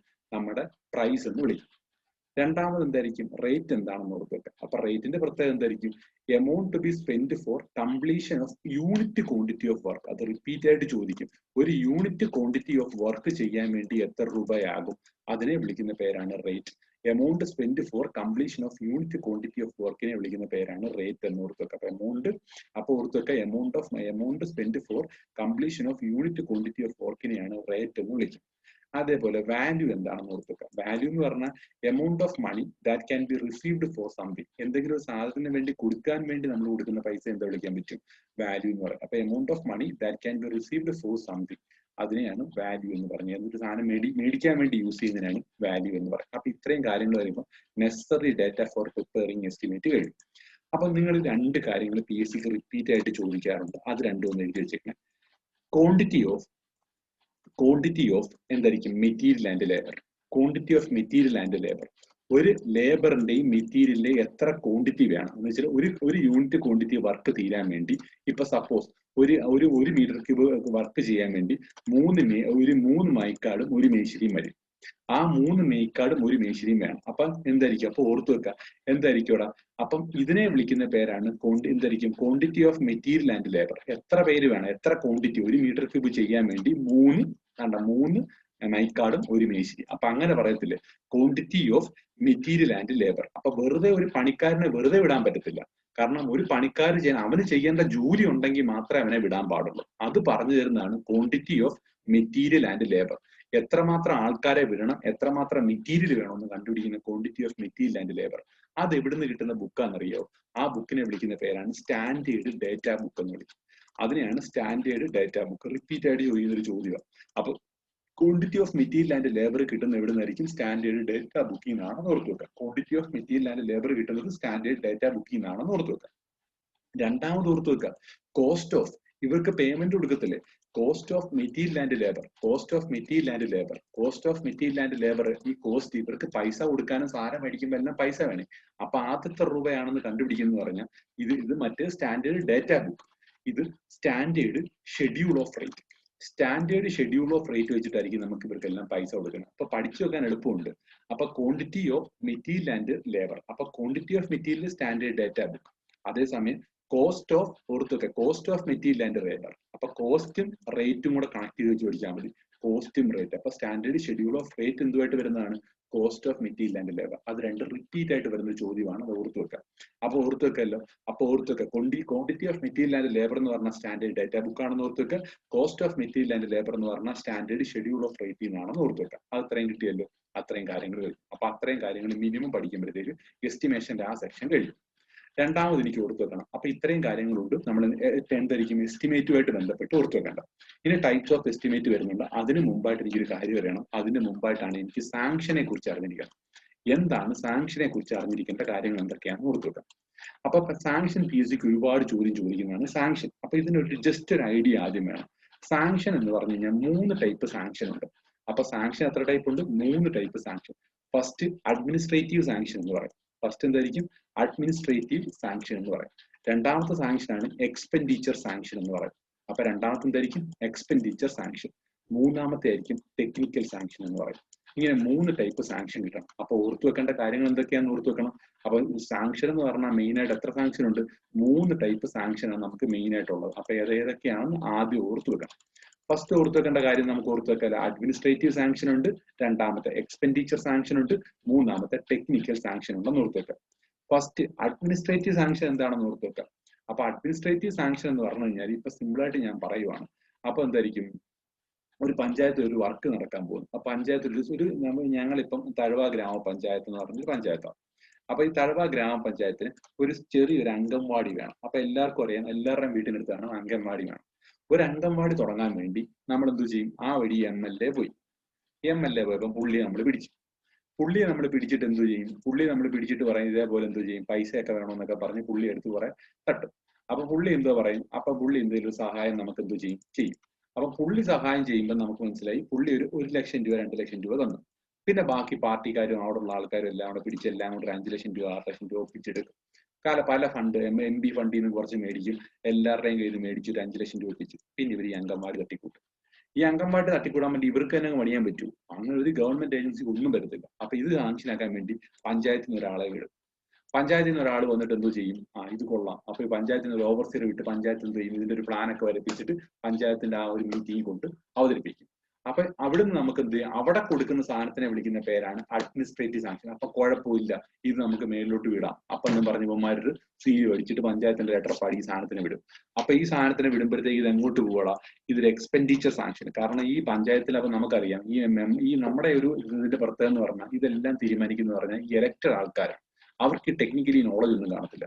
അവർ ഈ വെറുതെ ചുമ്മാ ഇപ്പൊ ഒരു അംഗൻവാടി വേണം 50 ലക്ഷം രൂപ, അങ്ങനെയൊന്നും കൊടുക്കാൻ പറ്റത്തില്ല. അത് ഈ സാധനം എങ്ങോട്ട് പോകും, എക്സ്പെൻഡിച്ചർ എന്ന് പറഞ്ഞൊരു എക്സ്പെൻഡിച്ചർ സാങ്ഷൻ കൊടുക്കുന്ന ഒരു വിഭാഗമുണ്ട്. അവിടെ ചെന്നിട്ട് അവർ ജസ്റ്റ് ഈ അഡ്മിനിസ്ട്രേറ്റീവ് സാങ്ഷൻ വെച്ചിട്ട് ഇവന്മാർ സ്കൂളാണ്. അപ്പൊ ഇവന്മാരുടെ ടേബിൾ കാണും, സ്കൂളാകുമ്പോൾ ഇത്ര സ്ക്വയർ ഫീറ്റേ ഉള്ളൂ, അപ്പൊ എത്ര വേണം, അതിന്റെ 5 ലക്ഷം രൂപ, കുഴപ്പമില്ല.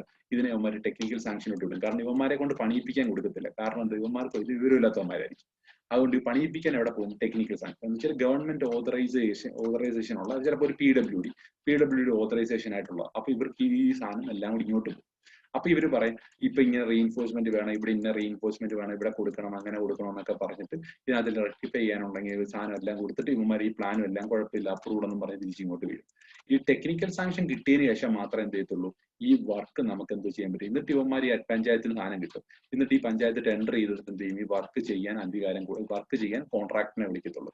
അപ്പൊ എന്ത് കിട്ടിയതിന് ശേഷം മാത്രമേ ഇത് ചെയ്യത്തുള്ളൂ, ടെക്നിക്കൽ സാങ്ഷൻ ചെയ്തതിന് ശേഷം മാത്രമേ ഈ സാധനം വർക്ക് ചെയ്യാൻ വിളിക്കത്തുള്ളൂ. അപ്പൊ നമ്മൾ ഓർത്തു വെക്കേണ്ട കാര്യങ്ങൾ എന്തൊക്കെയാണെന്ന് ഓർത്തു വെക്കുക. ഫസ്റ്റ്, അഡ്മിനിസ്ട്രേറ്റീവ് സാങ്ഷനെ കുറിച്ച് ഒരു ഐഡിയ കിട്ടിയല്ലോ. അപ്പൊ അഡ്മിനിസ്ട്രേറ്റീവ് സാങ്ഷനകത്ത് എന്തൊക്കെ കാര്യങ്ങളാണ് വേണ്ടതെന്ന് ഓർത്തു വെക്കാം. അഡ്മിനിസ്ട്രേറ്റീവ് സാങ്ഷൻ വേണമെങ്കിൽ ഫസ്റ്റ് എന്ന് പറഞ്ഞാൽ PSCക്ക് ചോദിക്കുന്ന അഡ്മിനിസ്ട്രേറ്റീവ് സാങ്ഷൻ അത് ചോദിക്കുന്ന ഇത്രയേ ഉള്ളൂ, formal acceptance of a department. അപ്പൊ formal acceptance of a department എന്ന് പറഞ്ഞു കഴിഞ്ഞാൽ എന്തായിരിക്കും ഇവിടെ, ഫോർമൽ അക്സെപ്റ്റൻസ് ഓഫ് എ ഡിപ്പാർട്ട്മെന്റിനെയാണ് അഡ്മിനിസ്ട്രേറ്റീവ് സാങ്ഷൻ എന്ന് പറഞ്ഞാൽ. അഡ്മിനിസ്ട്രേറ്റീവ് സാങ്ഷൻ എന്ന് പറഞ്ഞാൽ ഒരു വർക്ക് മൂവ് ആവണമെങ്കിൽ ആദ്യം വേണ്ട പേപ്പർ വർക്ക് ഏതായിരിക്കും, അഡ്മിനിസ്ട്രേറ്റീവ് സാങ്ഷൻ, AS കിട്ടണം. അപ്പൊ ഓർത്തു വെക്കുക, അഡ്മിനിസ്ട്രേറ്റീവ് സാങ്ഷൻ കിട്ടിക്കഴിഞ്ഞാൽ മാത്രമേ ഒരു വർക്ക് ചെയ്യാൻ പറ്റത്തുള്ളൂ. അപ്പൊ ഓർത്തു വെക്കുക, അപ്പൊ it is a formal acceptance by the department. അപ്പൊ ഫോർമൽ ആയിട്ട് ആദ്യം കൊടുക്കുന്ന അക്സെപ്റ്റൻസ് ഏതായിരിക്കും ഇവിടെ, അഡ്മിനിസ്ട്രേറ്റീവ് സാങ്ഷൻ ആണെന്ന് ഓർത്തു വെക്കുക. രണ്ടാമത് എന്തോ പോകുന്നറിയോ, എക്സ്പെൻഡിച്ചർ സാങ്ഷൻ. എക്സ്പെൻഡിച്ചർ സാങ്ഷൻ എന്ന് പറഞ്ഞാൽ ഈ പഞ്ചായത്തിന്റെ ഫിനാൻസ് ഡിപ്പാർട്ട്മെന്റ് കാണും, അവരിത് സാങ്ഷൻ ചെയ്യണം. എന്നാൽ മാത്രമേ ഇത് എങ്ങോട്ട് പോകത്തുള്ളൂ, ടെക്നിക്കൽ സാങ്ഷന് പോകത്തുള്ളൂ. അപ്പൊ അലോട്ട്മെന്റ് ഓഫ് മണി അലോട്ട്മെന്റ് ചെയ്ത് കൊടുക്കുന്ന, മണി എടുക്കുന്ന ആരായിരിക്കും, എക്സ്പെൻഡിച്ചർ. അലോട്ട്മെന്റ് ഓഫ് മണി എന്ന് പറഞ്ഞാൽ ഏത് ഡിപ്പാർട്ട്മെന്റ് ആയിരിക്കും, ഫിനാൻഷ്യൽ ഡിപ്പാർട്ട്മെന്റ് ആണ്. ഓർത്ത് വെക്കുക, ഫിനാൻഷ്യൽ ഡിപ്പാർട്ട്മെന്റ് ആയിരിക്കും മണി അലോട്ട് ചെയ്യുക. അപ്പൊ ഓർത്ത് വെക്കുക, ഫിനാൻഷ്യൽ ഡിപ്പാർട്ട്മെന്റ് ആണ് മണി അലോട്ട് ചെയ്യുന്നത്. മണി കൊടുക്കുന്ന ആരായിരിക്കും ഇവിടെ, ഫിനാൻഷ്യൽ ഡിപ്പാർട്ട്മെന്റ് ആണെന്ന് ഓർത്ത് വെക്കുക. അതിനുശേഷം പിന്നെ വരുന്ന എന്തായിരിക്കും ഇവിടെ, പിന്നാണ് ടെക്നിക്കൽ സാങ്ഷൻ വരുന്നത്. ടെക്നിക്കൽ സാങ്ഷൻ എന്ന് പറഞ്ഞാൽ എന്തായിരിക്കും, എഞ്ചിനീയറിംഗ് ഡിപ്പാർട്ട്മെന്റ് ഇതിന് സിഗ്നേച്ചർ കൊടുക്കും. അപ്പൊ ഓർത്ത് വെക്കേണ്ട, PSCക്ക് ചോദിക്കുന്ന ഒരു ചോദ്യമുണ്ട്, ടെക്നിക്കൽ സാങ്ഷൻ കിട്ടാൻ വേണ്ടി ഏത് എസ്റ്റിമേറ്റ് ആണ് കൊടുക്കുന്നത്. ടെക്നിക്കൽ സാങ്ഷൻ കിട്ടാൻ വേണ്ടി കൊടുക്കുന്ന എസ്റ്റിമേറ്റ് ആണ് ഡീറ്റെയിൽഡ് എസ്റ്റിമേറ്റ് എന്ന് ഓർക്കുക. അപ്പൊ ഓർത്ത് വെക്കുക, ടെക്നിക്കൽ സാങ്ഷൻ കിട്ടാൻ വേണ്ടി കൊടുക്കുന്നത് എന്തായിരിക്കും, ഡീറ്റെയിൽഡ് എസ്റ്റിമേറ്റ് ആണെന്ന് ഓർത്ത് വെക്കുക. അപ്പൊ ഇത് റിപ്പീറ്റഡ് ചോദ്യമാണ്. ടെക്നിക്കൽ സാങ്ഷൻ വേണ്ടി കൊടുക്കാൻ വരുന്നത് ഏത് എസ്റ്റിമേറ്റ് ആയിരിക്കും, ഡീറ്റെയിൽഡ് എസ്റ്റിമേറ്റ് ആണെന്ന് ഓർത്ത് വെക്കുക. അത് നമ്മൾ ഉടനെ അടുത്ത പഠിക്കാൻ പോകുന്നത് ഇതാണ്, എന്താണ് ഡീറ്റെയിൽഡ് സ്പെസിഫിക്കേഷൻ, ഡീറ്റെയിൽഡ് എസ്റ്റിമേറ്റ് എന്ന് പറയും. അപ്പൊ ഓർത്ത് വെക്കുക, അത് PSCക്ക് റിപ്പീറ്റ് ആയിട്ട് ചോദിക്കുക. അപ്പൊ PSCക്ക് ചോദിക്കുന്നതിനകത്ത് 4 ചോദ്യങ്ങളുണ്ട്. അപ്പൊ ഓർത്ത് വെക്കുക, ആദ്യം formal acceptance of a department എന്ന് പറഞ്ഞാൽ ഏതായിരിക്കും ഇവിടെ, അഡ്മിനിസ്ട്രേറ്റീവ് സാങ്ഷൻ ആണ്. ഓർത്ത് വെക്കുക, അപ്പൊ formal acceptance of a department എന്ന് പറഞ്ഞാൽ ഏതായിരിക്കും, അഡ്മിനിസ്ട്രേറ്റീവ് സാങ്ഷൻ ആണ്. അത് ഫസ്റ്റ് ചോദ്യം. രണ്ടാമത് ചോദിക്കുന്നത്, ടെക്നിക്കൽ സാങ്ഷൻ കിട്ടാൻ വേണ്ടി ഏത് എസ്റ്റിമേറ്റ് ആണ് പ്രിപ്പയർ ചെയ്യുന്നത്. ടെക്നിക്കൽ സാങ്ഷൻ വേണ്ടി കിട്ടാൻ വേണ്ടി ഏത് എസ്റ്റിമേറ്റ് ആണ്, അത് ഓർത്ത് വെക്കുക, ഡീറ്റെയിൽഡ് എസ്റ്റിമേറ്റ് ആയിരിക്കും പ്രിപ്പയർ ചെയ്യുന്നത്. റിപ്പീറ്റഡ് ചോദ്യമാണ്. ടെക്നിക്കൽ സാങ്ഷൻ കിട്ടാൻ വേണ്ടി, TS കിട്ടാൻ വേണ്ടി ഏത് സാങ്ഷനാണ് വേണ്ടത്, ഡീറ്റെയിൽഡ് എസ്റ്റിമേറ്റ് ആണെന്ന് ഓർത്ത് വെക്കുക. മൂന്നാമത് ഓർത്ത് വെക്കേണ്ട കാര്യം, എന്ത് സാങ്ഷൻ കിട്ടിയതിന് ശേഷമാണ് വർക്ക് എക്സിക്യൂട്ട് ചെയ്യുന്നത്. അപ്പൊ execution of a work only after technical sanction. അപ്പൊ ഓർത്തു വെക്കുക, എക്സിക്യൂഷൻ ഏതിനു ശേഷം മാത്രമേ പറ്റത്തുള്ളൂ, എക്സിക്യൂഷൻ ചെയ്യുന്നത് ടെക്നിക്കൽ സാങ്ഷൻ TS കിട്ടിയതിനു ശേഷം മാത്രമേ വർക്ക് എക്സിക്യൂട്ട് ചെയ്യാൻ പാടുള്ളൂ. അത് റിപ്പീറ്റ് ആയിട്ട് ചോദിക്കുന്ന ഒരു ചോദ്യമാണ്. അത് ഓർത്തു വെക്കുക, ടെക്നിക്കൽ സാങ്ഷൻ. അപ്പൊ ഓർത്തു വെക്കുക, എന്തായിരിക്കും, execution of a work after technical sanction. Technical സാങ്ഷന് മാത്രം കിട്ടിയതിന് ശേഷം മാത്രമേ എന്ത് കിട്ടത്തുള്ളൂ, ടെക്നിക്കൽ സാങ്ഷൻ, നമുക്ക് വർക്ക് എക്സിക്യൂട്ട് ചെയ്യാൻ പറ്റത്തുള്ളൂ എന്ന് ഓർത്തു വെക്കുക. ഇത്രയും കാര്യങ്ങൾ എത്തിയല്ലോ. അപ്പൊ ഈ 4 ചോദ്യം PSCക്ക് ഇതുവരെ ചോദിച്ചിട്ടുണ്ട്, അതും കൂടെ നമ്മൾ ഓർത്തു വെക്കാം. അപ്പൊ ഇത് അത്യാവശ്യം ഒരു ഐഡിയ കിട്ടി കാണുമെന്ന് തോന്നുന്നു. അപ്പം ഇതിനെക്കുറിച്ച് പെട്ടെന്ന് ആരെങ്കിലും ഒരാളൊന്ന് പെട്ടെന്നൊന്ന് പറയാം. അതാർക്ക് പറയാൻ പറ്റും, അത് അപ്പം അത് ആർക്ക് പറയാൻ പറ്റും, അത് ആരും പറയാം, ആര് പറയാം? വിനീഷ് ചേട്ടാ ഒന്ന് പറഞ്ഞു. വിനീഷ് ചേട്ടാ ഒന്ന് പെട്ടെന്ന് പറഞ്ഞു. ഒന്ന് പറഞ്ഞു നോക്കി എന്തുമായിരിക്കും? Sanction. Administrative sanction, expenditure sanction, technical sanction. Administrative sanction എന്ന് പറഞ്ഞാൽ formal acceptance of a department. Expenditure sanctions are allotment of money, functional financial department. പൈസ അലോട്ട് ചെയ്യുന്നത് ഫിനാൻഷ്യൽ ഡിപ്പാർട്ട്മെന്റ്. ഓക്കെ, അത് കഴിഞ്ഞു. ഇനി അടുത്ത ടെക്നിക്കൽ സാങ്ഷന്റെ പ്രത്യേകത എന്തായിരിക്കും? എഞ്ചിനീയറിംഗ് ഡിപ്പാർട്ട്മെന്റിന്റെ സാങ്ഷൻ. അപ്പൊ നീ ഒരു എന്തൊക്കെ ചേട്ടൻ എന്തൊക്കെ മേത്ത് ചോദിക്കാൻ പറ്റുന്ന 4 ചോദ്യം ഏതൊക്കെയാ ചേട്ടൻ തന്നെ പറഞ്ഞു? ടെക്നിക്കൽ സബ്മിഷൻ കൊടുക്കേണ്ട എസ്റ്റിമേറ്റ് ഏതാണ്? Detailed estimate. ആ ടെക്നിക്കൽ സാങ്ഷൻ കിട്ടാൻ വേണ്ടി കൊടുക്കേണ്ട എസ്റ്റിമേറ്റ് ഏതാണ്? Detailed estimate. പിന്നെ എന്തായിരിക്കും ചേട്ടാ ഓർക്കേണ്ടത്?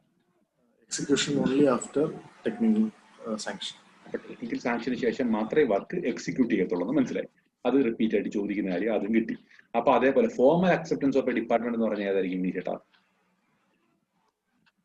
Administrative sanction. അപ്പൊ ഇത്രയും കാര്യങ്ങൾ എത്തിയല്ലോ. ഇത്രയും കാര്യങ്ങൾ റിപ്പീറ്റ് ആയിട്ട് ചോദിക്കുന്നതാണ് ഓർത്ത് വെക്കാൻ. ഇനി നമുക്ക് വേണ്ട കാര്യങ്ങൾ എന്താന്ന് നോക്കാം. ഇനി നമുക്ക് തീർന്നിട്ടില്ല. ഇനി നമുക്ക് വേണ്ടതെന്ന് പറഞ്ഞാൽ ഇനി നമുക്ക് ടൈപ്സ് ഓഫ് എസ്റ്റിമേറ്റ്. അത് റിപ്പീറ്റ് ആയിട്ട് ചോദിക്കുന്നതാണ് ടൈപ്സ് ഓഫ് എസ്റ്റിമേറ്റ്. നമ്മൾ മുമ്പേ ഡീറ്റെയിൽഡ് എസ്റ്റിമേറ്റ് എന്ന് പറഞ്ഞപ്പോൾ എല്ലാവരും ഇങ്ങനെ നോക്കിയിരുന്നില്ലേ? അത് നമുക്കിപ്പം ക്ലാരിഫൈ ചെയ്ത് തരാം. എന്താണ് ടൈപ്സ് ഓഫ് എസ്റ്റിമേറ്റ് എന്ന് പറയും. അപ്പൊ ഓർത്ത് വെക്കാം, ടൈപ്സ് ഓഫ് എസ്റ്റിമേറ്റ് ഏതൊക്കെയാണെന്ന് ഓർത്ത് വെക്കാം. ടൈപ്പ് ഓഫ് എസ്റ്റിമേറ്റ് ഏതൊക്കെയാണെന്ന് ഓർത്ത് വെക്കാം. ടൈപ്പ് ഓഫ് എസ്റ്റിമേറ്റിനകത്തിൽ ഫസ്റ്റ് നോക്കേണ്ട കാര്യം ഫസ്റ്റ് എന്തായിരിക്കും? ഫസ്റ്റ് ഓർത്ത് വെക്കാം, 2 ടൈപ്പ് ഓഫ് എസ്റ്റിമേറ്റ് ആണ് മെയിൻ ആയിട്ടുള്ളത്. ഫസ്റ്റ് എന്തായിരിക്കും? പ്രിലിമിനറി എസ്റ്റിമേറ്റ് എന്ന് ഓർത്ത് വെക്കുക. രണ്ടാമത് പഠിച്ചു വെക്കേണ്ടതാണ് ഡീറ്റെയിൽഡ് എസ്റ്റിമേറ്റ് എന്ന് ഓർത്ത് വെക്കുക. അപ്പൊ 2 തരം എസ്റ്റിമേറ്റ് ഉണ്ട്. ഫസ്റ്റ് പ്രിലിമിനറി എസ്റ്റിമേറ്റും ഉണ്ട്, ഡീറ്റെയിൽഡ് എസ്റ്റിമേറ്റും ഉണ്ടെന്ന് ഓർത്ത് വെക്കുക. ഈ പ്രിലിമിനറി എസ്റ്റിമേറ്റിനെ വിളിക്കുന്ന മറ്റൊരു പേരുണ്ട് അപ്രോക്സിമേറ്റ് എസ്റ്റിമേറ്റ് എന്ന് വിളിക്കും. അപ്രോക്സിമേറ്റ് എസ്റ്റിമേറ്റ്, അപ്പം പേര് തന്നെ ഉണ്ട് പ്രിലിമിനറി, അപ്രോക്സിമേറ്റ്, ജസ്റ്റ് ഒരു തട്ടിക്കൂട്ടാം. അതേസമയം ഡീറ്റെയിൽഡ് എന്ന് പറഞ്ഞാൽ ഡീറ്റെയിൽഡ് ഡിസ്ക്രിപ്ഷൻ ആയിട്ട് നമ്മൾ എഴുതി വെക്കുന്ന സാധനമാണ് ഡീറ്റെയിൽഡ് എസ്റ്റിമേറ്റ് എന്ന് പറയും. അപ്പൊ PSC ക്ക് എന്തൊക്കെ ചോദിക്കാൻ പറ്റും ഇതിനകത്ത്?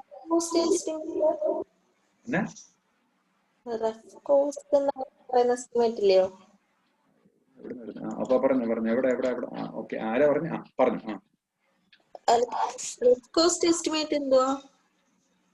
അത് ഞാൻ പറയാം. വെയിറ്റ് അവിടെ വെക്കാം. അപ്പൊ ഓർത്ത് വെക്കാം, ആദ്യം പ്രിലിമിനറി എസ്റ്റിമേറ്റ് അല്ലെങ്കിൽ അപ്രോക്സിമേറ്റ് എസ്റ്റിമേറ്റ് എന്ന് ഓർത്ത് വെക്കാം. അതേപോലെ ഓർത്ത് വെക്കാം ഡീറ്റെയിൽഡ് എസ്റ്റിമേറ്റ് എന്ന് ഓർത്ത് വെക്കാം. അപ്പൊ ഡീറ്റെയിൽഡ് എസ്റ്റിമേറ്റ്, അപ്പൊ ഓർത്ത് വെക്കാം ഡീറ്റെയിൽഡ് എസ്റ്റിമേറ്റും ഉണ്ട്. അപ്പൊ ഓർത്ത് വെക്കാം എന്തായിരിക്കും നമുക്കൊരു തട്ടിക്കൂട്ട് പരിപാടിയാന്ന് പറഞ്ഞു. അപ്പൊ തട്ടിക്കൂട്ട് വരുന്ന പ്രിലിമിനറി എസ്റ്റിമേറ്റ് എന്ന് പറഞ്ഞാൽ വലിയൊന്നുമില്ല. അപ്പൊ നമുക്ക് എന്താ പ്രിലിമിനറി എസ്റ്റിമേറ്റ് എന്നൊക്കെ ഞാൻ പറഞ്ഞുതരാം, അതവിടെ നിൽക്കട്ടെ. അപ്പൊ പ്രിലിമിനറി എസ്റ്റിമേറ്റ് എന്ന് പറഞ്ഞാൽ ഇത്രയേ ഉള്ളൂ. എന്തായിരിക്കും അവിടെ പെട്ടെന്ന് വരുന്ന കാര്യങ്ങൾ വരുന്ന കാര്യം എന്ന് പറഞ്ഞാൽ ഇത്രയേ ഉള്ളൂ. പ്രിലിമിനറി എസ്റ്റിമേറ്റ് പെട്ടെന്ന് അതിൽ PSC ക്ക് എന്തൊക്കെ ചോദിക്കാം. പ്രിലിമിനറി എസ്റ്റിമേറ്റ് എന്താണ്, ഡീറ്റെയിൽഡ് എസ്റ്റിമേറ്റ് എന്താണെന്നുള്ളത് ചോദിക്കാം. അപ്പൊ അത് വരുമ്പോൾ നമുക്ക് ഓർത്ത് വെക്കാം ആ പ്രിലിമിനറി എസ്റ്റിമേറ്റ് എന്താണെന്ന് ഞാൻ ഇപ്പം പറഞ്ഞുതരാം. അതിന് മുമ്പായിട്ട് PSC ക്ക് ചോദിക്കുന്ന ഒരു കാര്യമുണ്ട്. നമ്മൾ മുമ്പേ പറഞ്ഞ കാര്യം, പ്രിലിമിനറി എസ്റ്റിമേറ്റ് എവിടാണ് യൂസ് ചെയ്യുന്നത്? അഡ്മിനിസ്ട്രേറ്റീവ് സാങ്ഷൻ കിട്ടാൻ വേണ്ടി കൊടുക്കുന്ന എന്തായിരിക്കും? Preliminary estimate. അപ്പൊ അതൊരു തട്ടിക്കൂട്ടാണ്. അഡ്മിനിസ്ട്രേറ്റീവ് സാങ്ഷൻ കിട്ടാൻ വേണ്ടി എന്തോ വേണം? അഡ്മിനിസ്ട്രേറ്റീവ് സാങ്ഷൻ കിട്ടാൻ വേണ്ടിയാണ് പ്രിലിമിനറി എസ്റ്റിമേറ്റ് എന്ന് ഓർത്ത് വെക്കാം. അതേസമയം ഡീറ്റെയിൽഡ് എസ്റ്റിമേറ്റ് എന്തിനാണ് ഉപയോഗിക്കുന്നത്? ടെക്നിക്കൽ സാങ്ഷൻ കിട്ടാൻ വേണ്ടി കൊടുക്കുന്നതായിരിക്കും. അപ്പൊ ടെക്നിക്കൽ സാങ്ഷൻ വേണ്ടി കൊടുക്കാൻ വേണ്ടി എന്തായിരിക്കും? ഡീറ്റെയിൽഡ് എസ്റ്റിമേറ്റ് ആണെന്ന് ഓർത്ത് വെക്കാം. പിന്നെ PSC ക്ക് ചോദിക്കാറുണ്ട് കണ്ടിജൻസി ചാർജ്. കണ്ടിജൻസി ചാർജ് എന്ന് പറഞ്ഞു കഴിഞ്ഞാൽ കുറച്ച് നമ്മുടെ കയ്യിൽ നിന്ന് കുറച്ച് ഇതിനകത്ത് ഇതിന്റെ ഹെഡിലൊന്നും വരാത്ത കുറച്ച് കാര്യമുണ്ട്. അതാണ് കണ്ടിജൻസി എന്ന് പറയുന്നത്. അത് ജസ്റ്റ് ഓർത്ത് വെക്കാം. കണ്ടിജൻസി, അത് ടെക്നിക്കൽ ടൈം പഠിക്കുമ്പോൾ കറക്റ്റ്. കണ്ടിജൻസി എന്ന് പറഞ്ഞു കഴിഞ്ഞാൽ ഓർത്ത് കണ്ടിജൻസി ഓഫ് പ്രിലിമിനറി എസ്റ്റിമേറ്റ് എന്ന് പറഞ്ഞാൽ 5 to 10% ആണ്. അപ്പൊ കണ്ടിജൻസി എന്ന് പറഞ്ഞാൽ എത്ര ആയിരിക്കും? 5 to 10% ആണെന്ന് ഓർത്ത് വെക്കാം. അതേപോലെ ഓർത്ത് വെക്കാം. അതേപോലെ PSC ക്ക് ചോദിക്കാറുണ്ട് കണ്ടിജൻസി ഓഫ് ഡീറ്റെയിൽഡ് എസ്റ്റിമേറ്റ്. അത് റിപ്പീറ്റഡ് ചോദ്യമാണ്. 3 to 5% ആണെന്ന് ഓർത്ത് വെക്കാം. കണ്ടിജൻസി ഓഫ് ഡീറ്റെയിൽഡ് എസ്റ്റിമേറ്റ് എന്തായിരിക്കും? 3 to 5% ആണെന്ന് ഓർത്ത് വെക്കാം. ഇത്രയാണ് മെയിൻ ആയിട്ട് PSC ക്ക് ചോദിക്കുന്ന കാര്യം. അപ്പൊ പ്രിലിമിനറി എസ്റ്റിമേറ്റും ഉണ്ട്, ഡീറ്റെയിൽഡ് എസ്റ്റിമേറ്റും ഉണ്ട്. പ്രിലിമിനറി എസ്റ്റിമേറ്റ് എന്ത് കിട്ടാൻ വേണ്ടി യൂസ് ചെയ്യുന്നത്? അഡ്മിനിസ്ട്രേറ്റീവ് സാങ്ഷൻ കിട്ടാൻ വേണ്ടിയാണ് യൂസ് ചെയ്യുന്ന ഓർത്ത് വെക്കാം. രണ്ടാമത് ഓർത്ത് വെക്കണം, contingency charge of preliminary estimate എന്ന് പറഞ്ഞാൽ അത്രയും 5 to 10% ആണെന്ന് ഓർത്ത് വെക്കും. ഡീറ്റെയിൽഡ് എസ്റ്റിമേറ്റിന്റെ കാര്യം അത് എന്തിനു വേണ്ടി യൂസ് ചെയ്യുന്നതാണ്? ടെക്നിക്കൽ സാങ്ഷൻ കിട്ടാൻ വേണ്ടിയാണ്. പിന്നെ ചോദിക്കുന്ന കാര്യം ഇതിനകത്ത് എന്തായിരിക്കും? Contingency charge of detailed estimate എത്രയാണ്? 3 to 5% ആണെന്ന് ഓർത്ത് വെക്കാം. ഇനി നിങ്ങൾക്ക് ഇപ്പൊ മുമ്പേ ചോദിച്ച പോലെ പ്രിലിമിനറി എസ്റ്റിമേറ്റ് എന്താണെന്ന് നിങ്ങൾക്ക് അറിയില്ല. അപ്പൊ നിങ്ങൾ ഓർത്ത് വെക്കണം എന്താണ് ഈ പ്രിലിമിനറി എസ്റ്റിമേറ്റ് എന്ന് പറയുന്നത്.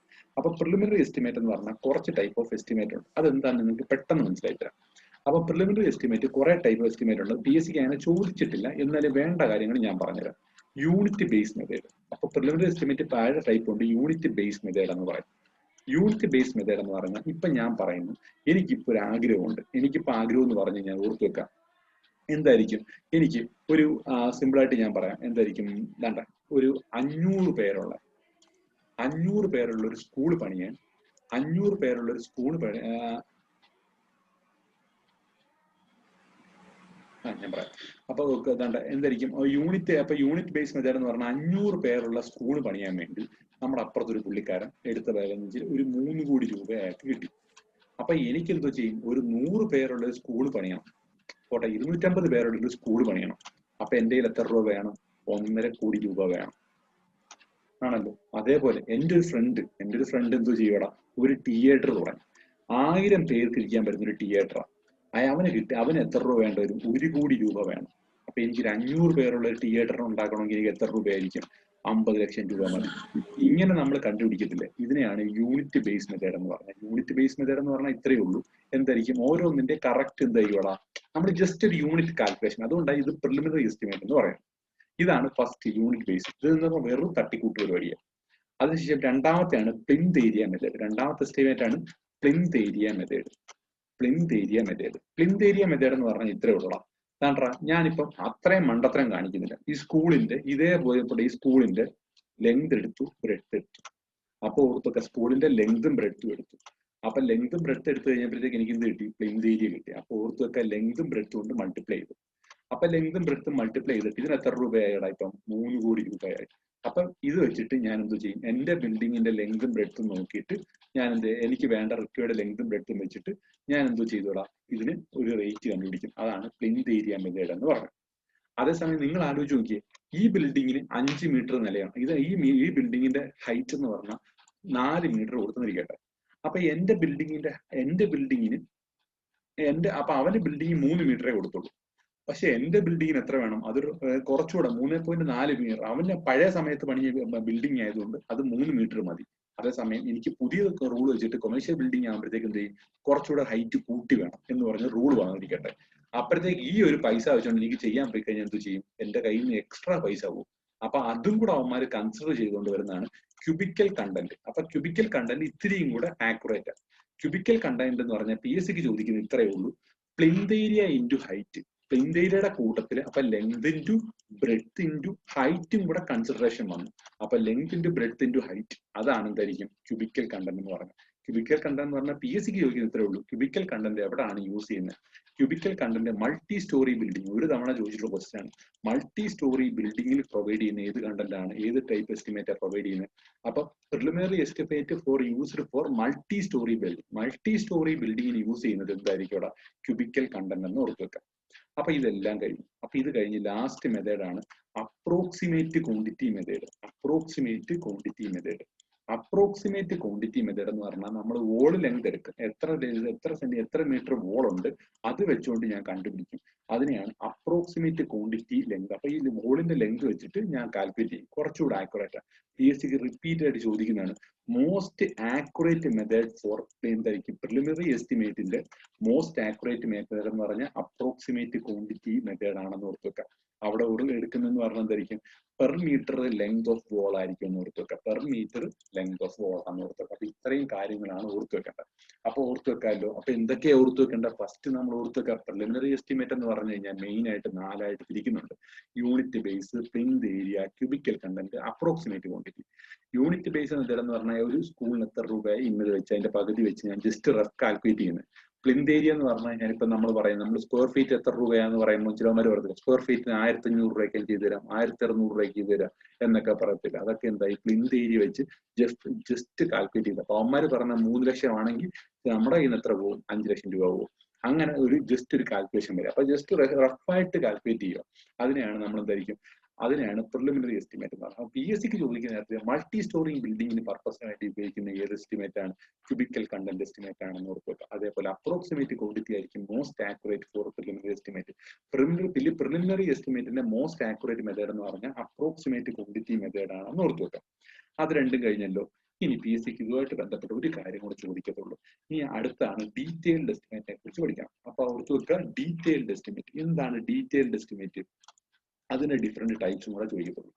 അപ്പം ഡീറ്റെയിൽഡ് എസ്റ്റിമേറ്റിന്റെ പ്രത്യേകത എന്ന് പറഞ്ഞു കഴിഞ്ഞാൽ എന്തായിരിക്കും? അത് ഡീറ്റെയിൽഡ് ഡിസ്ക്രിപ്ഷൻ. അപ്പം ഡീറ്റെയിൽഡ് എസ്റ്റിമേറ്റിന്റെ പ്രത്യേകത അതെല്ലാം ഡീറ്റെയിൽഡ് ആയിരിക്കും, അതെല്ലാം പക്കയായിരിക്കും. പക്കയാകുമെന്ന് പറയാൻ കാര്യം എന്ന് പറഞ്ഞാൽ അതെന്താണെന്ന് വെച്ച് കഴിഞ്ഞാൽ നമ്മൾ ഇതിനകത്തൊരു ടാബുലാർ ഫോമും വരയ്ക്കും. കാര്യം എന്താണെന്ന് വെച്ചാൽ ഇതായിരിക്കും നമ്മുടെ ടാബുലാർ ഫോം. നമ്മളെല്ലാവർക്കും സീരിയൽ നമ്പർ, ഇത് എല്ലാവർക്കും അറിയാം. Serial number, item description, length, breadth, height, quantity, total quantity, remark, ഇങ്ങനെയൊക്കെ പറഞ്ഞുകൊണ്ടിരിക്കും. അപ്പൊ അത് കിട്ടുന്നതെല്ലാം കറക്റ്റ് ക്വാണ്ടിറ്റിയും കാര്യങ്ങളും ഒക്കെ ആയിരിക്കും. അതിനകത്ത് PSC ഒരു ചോദ്യമുണ്ട്. എന്തായിരിക്കും അറിയോ? ഇതിനെ പറയുന്ന പേരാണ് മെഷർമെന്റ് ഫോം. മെഷർമെന്റ് ഫോം എന്തിനു വേണ്ടിയാണ് യൂസ് ചെയ്യുന്നത്? Measurement form used for calculating quantity ആണെന്ന് ഓർത്ത് വെക്കാം. ക്വാണ്ടിറ്റി കണ്ടുപിടിക്കാൻ വേണ്ടി യൂസ് ചെയ്യുന്നതായിരിക്കും മെഷർമെന്റ് ഫോം. അപ്പൊ ഓർത്ത് വെക്കുക, ഏറ്റവും ആക്യുറേറ്റ് എസ്റ്റിമേറ്റ് എന്ന് പറഞ്ഞാൽ ഡീറ്റെയിൽഡ് എസ്റ്റിമേറ്റ് ആണെന്ന് ഓർത്ത് വെക്കുക. അത് എന്തിനു വേണ്ടി യൂസ് ചെയ്യുന്നതാണ്? ടെക്നിക്കൽ സാങ്ഷന് വേണ്ടി യൂസ് ചെയ്യുന്നതാണ്. അതിന്റെ കണ്ടിജൻസി 3 to 5% ആണെന്ന് ഓർത്ത് വെക്കുക. അത് മാത്രമല്ല, എന്തായിരിക്കും ഓർത്ത് വെക്കേണ്ട അതിന് മെയിൻ ആയിട്ട് കാര്യം? അപ്പൊ മെഷർമെന്റ് ഫോം കണ്ടുപിടിക്കുന്നത് എന്തായിരിക്കും? ക്വാണ്ടിറ്റി കണ്ടുപിടിക്കാൻ വേണ്ടിയാണെന്ന് ഓർത്ത് വെക്കാം. രണ്ടാമത് ഓർത്ത് വെക്കണം, abstract of estimate. Abstract of estimate, എസ്റ്റിമേറ്റിന്റെ അബ്സ്ട്രാക്ട് ഓഫ് എസ്റ്റിമേറ്റ് എന്ന് വെച്ചാൽ എന്തായിരിക്കും? ഇവിടെ കിട്ടിയ ടോട്ടൽ ക്വാണ്ടിറ്റി ഇല്ലേ? അപ്പൊ ടോട്ടൽ ക്വാണ്ടിറ്റി, ഇവിടെ കിട്ടിയ ക്വാണ്ടിറ്റി, ഇപ്പൊ item serial number, item description, ഇവിടെ കിട്ടിയ ക്വാണ്ടിറ്റി ഇങ്ങോട്ട് എഴുതി. ഇവിടെ കിട്ടിയ ക്വാണ്ടിറ്റി എന്ന് പറയുന്നത് earth work special 13 m², 13 m³, 13 m³. ഒരു m³ എത്ര രൂപയാണ്? 2000 രൂപ. അപ്പൊ 13 × 2000 എത്രയായി? ഇങ്ങനെ ഇതിങ്ങനെ ഓരോന്നിന് സെപ്പറേറ്റ് റേറ്റ് കണ്ടുപിടിച്ച് വെക്കും. അതിനെയാണ് അബ്സ്ട്രാക്ട് ഓഫ് എസ്റ്റിമേറ്റ് എന്ന് പറയുന്നത്. അബ്സ്ട്രാക്ട് ഓഫ് എസ്റ്റിമേറ്റിൽ എന്താണ് കിട്ടുന്നത്? അബ്സ്ട്രാക്ട് ഓഫ് എസ്റ്റിമേറ്റിൽ നിന്ന് കിട്ടുന്നത് എന്തായിരിക്കും? റേറ്റ്. ഇതായിരിക്കും PSC ചോദിക്കുന്നത്. അപ്പൊ ഓർത്ത് വെക്കുക, അബ്സ്ട്രാക്ട് ഓഫ് എസ്റ്റിമേറ്റ് എന്ത് കിട്ടും? അവിടെ നിന്നാണ് എനിക്ക് റേറ്റ് കിട്ടുന്നത് ഓർത്ത് വെക്കുക. അപ്പൊ ഇത്രയും കാര്യങ്ങൾ മെയിൻ ആയിട്ട് ഓർത്ത് വെക്കുക. അപ്പൊ എന്തൊക്കെ ഓർത്ത് വെക്കണം? ഡീറ്റെയിൽഡ് എസ്റ്റിമേറ്റ് ഓർത്ത് വെക്കണം, abstract of estimate. Abstract of estimate എന്ത് കിട്ടും? റേറ്റ് കിട്ടും, മെഷർമെന്റ് ഫോമിൽ നിന്ന് ക്വാണ്ടിറ്റിയും കിട്ടും. ഇത്രയും കാര്യങ്ങൾ പഠിക്കുമ്പോഴത്തേക്ക് എന്താ മനസ്സിലായി? നമുക്ക് അത്യാവശ്യം വേണ്ട എന്തായിരിക്കും ഈ ഡീറ്റെയിൽഡ് എസ്റ്റിമേറ്റുമായിട്ടുള്ള സെക്ഷൻസ് നമുക്ക് തീരാറാവുമെന്ന് ഓർത്ത് വെക്കാം. ഇനി നമുക്ക് ഓർത്ത് വെക്കേണ്ടത് types of detailed estimate. Detailed എസ്റ്റിമേറ്റിന്റെ കുറച്ച് ടൈപ്സ് ഉണ്ട്, അതും കൂടെ നോക്കി വെക്കാം. 10 മണിയായി, നമുക്ക് ടൈം ഇല്ല. അപ്പൊ നമുക്ക് ഓർത്ത് വെക്കാം, ഇത്രയും കാര്യങ്ങൾ മെയിൻ ആയിട്ട് നമുക്ക് ഓർത്ത് വെക്കണം. അപ്പൊ ഇതിനകത്തിൽ ഓർത്ത് വെക്കേണ്ട കാര്യങ്ങൾ എല്ലാവരും നിങ്ങൾ ജസ്റ്റ് ഒന്ന് പോയിന്റ് ഔട്ട് ചെയ്തെന്ന് പറഞ്ഞേ. അപ്പൊ സാങ്ഷനുമായിട്ട് ബന്ധപ്പെട്ട കാര്യങ്ങൾ പറഞ്ഞു. അപ്പൊ അതേപോലെ ഓർത്ത് വെക്കുക, എന്തായിരിക്കും ഷെറിനൊന്ന് പറഞ്ഞേ. എന്ത് എസ്റ്റിമേറ്റ്, എത്ര ടൈപ്പ് എസ്റ്റിമേറ്റ് ആണ് മെയിൻ ആയിട്ടുള്ളത്? Preliminary estimate, പ്രിലിമിനറി എസ്റ്റിമേറ്റും detailed estimate.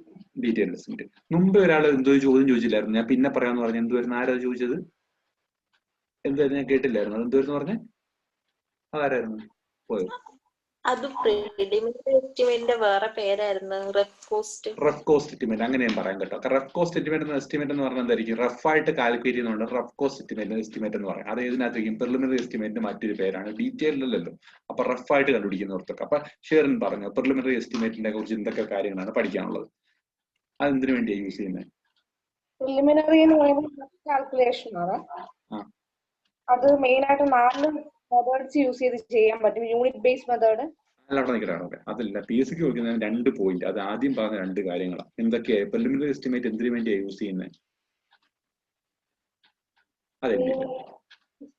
യൂസ് ചെയ്യുന്നത് അഡ്മിനിസ്ട്രേറ്റീവ് എസ്റ്റിമേറ്റിൽ യൂസ് ചെയ്യുന്നതാണ്. അഡ്മിനിസ്ട്രേറ്റീവ് സാങ്ഷൻ സാങ്ഷന് വേണ്ടിയാണ് പ്രിലിമിനറി എസ്റ്റിമേറ്റ് ഉപയോഗിക്കുന്നത്. രണ്ടാമത് പഠിക്കേണ്ട പോയിന്റ് എന്തായിരുന്നു? Contingency charge. അത് 5 to 10 ആണെന്ന് ഓർത്തു വെക്കാം. അത്രയും കാര്യങ്ങൾ ഓർത്തു വെക്കാം. അതിനുശേഷം ആർക്ക് പറയാൻ പറ്റും? അതിനുശേഷം നമ്മുടെ പ്രവീൺ CP ആരാന്ന് അറിയാൻ വയ്യ. പ്രവീൺ CP ഒന്ന് പറഞ്ഞേ. പ്രവീൺ CP പ്രിലിമിനറി കിട്ടുന്നതിനോ അഡ്മിനിസ്ട്രേറ്റീവ് സാങ്ഷൻ കിട്ടുന്നതിന് വേണ്ടിയാണ് ഉപയോഗിക്കുന്നത്. ഡീറ്റെയിൽഡ് എസ്റ്റിമേറ്റ് എന്ന് പറഞ്ഞാൽ ടെക്നിക്കൽ സാങ്ഷൻ കിട്ടാൻ വേണ്ടിയാണ് ഉപയോഗിക്കുന്നത്. ടെക്നിക്കൽ സാങ്ഷൻ കിട്ടാൻ വേണ്ടിയാണ് ഇത് കൊടുക്കുന്നത്. കണ്ടിജൻസി ചാർജ് എത്ര അതിന്റെ? ഡീറ്റെയിൽഡിന്റെ 3 to 5. എഴുതുന്നില്ലേ ഏട്ടാ? ഇതൊന്നും എഴുതിയെടുക്കുന്നില്ലേ? കുറച്ച് എഴുതിയോളൂ. ഇനിയിപ്പോ ഞാൻ കറക്റ്റ് എഴുതിക്കോളാം. ചെറുതേ സ്പീഡ് കാരണം കിട്ടുന്നില്ല കേട്ടോ. സ്വാഭാവികം. ആകോട്ടെ, അത് ശ്രദ്ധിച്ചിരിക്കണം. അങ്ങനെ പല വഴിക്ക് പോയിരുന്നു. അവിടെ എടുത്ത് ചെയ്യണം കേട്ടോ. കണ്ടിജൻസി ചാർജ് എന്ന് പറഞ്ഞാൽ 3 to 5% എന്ന് ഓർത്ത് വെക്കാം. ഇനി അതേപോലെ എന്തായിരിക്കും? അത് നമുക്ക് ആർക്ക് പറയാൻ പറ്റും? അത് ഹിരൺ ഒന്ന് പറഞ്ഞേ. ഹിരൺ ഒന്ന് പറഞ്ഞേ types of preliminary estimate. Preliminary estimate different types ഉണ്ട്, അതൊന്ന് പെട്ടെന്ന് പറയാം. സ്വാതി പറഞ്ഞു. ബാക്കി സ്വാതി ഒന്ന് പറയാം. ടൈപ്സ് ഓഫ് പ്രിലിമിനറി എസ്റ്റിമേറ്റിന് പല ടൈപ്സ് ഉണ്ട്, ഒന്ന് പറഞ്ഞേര്.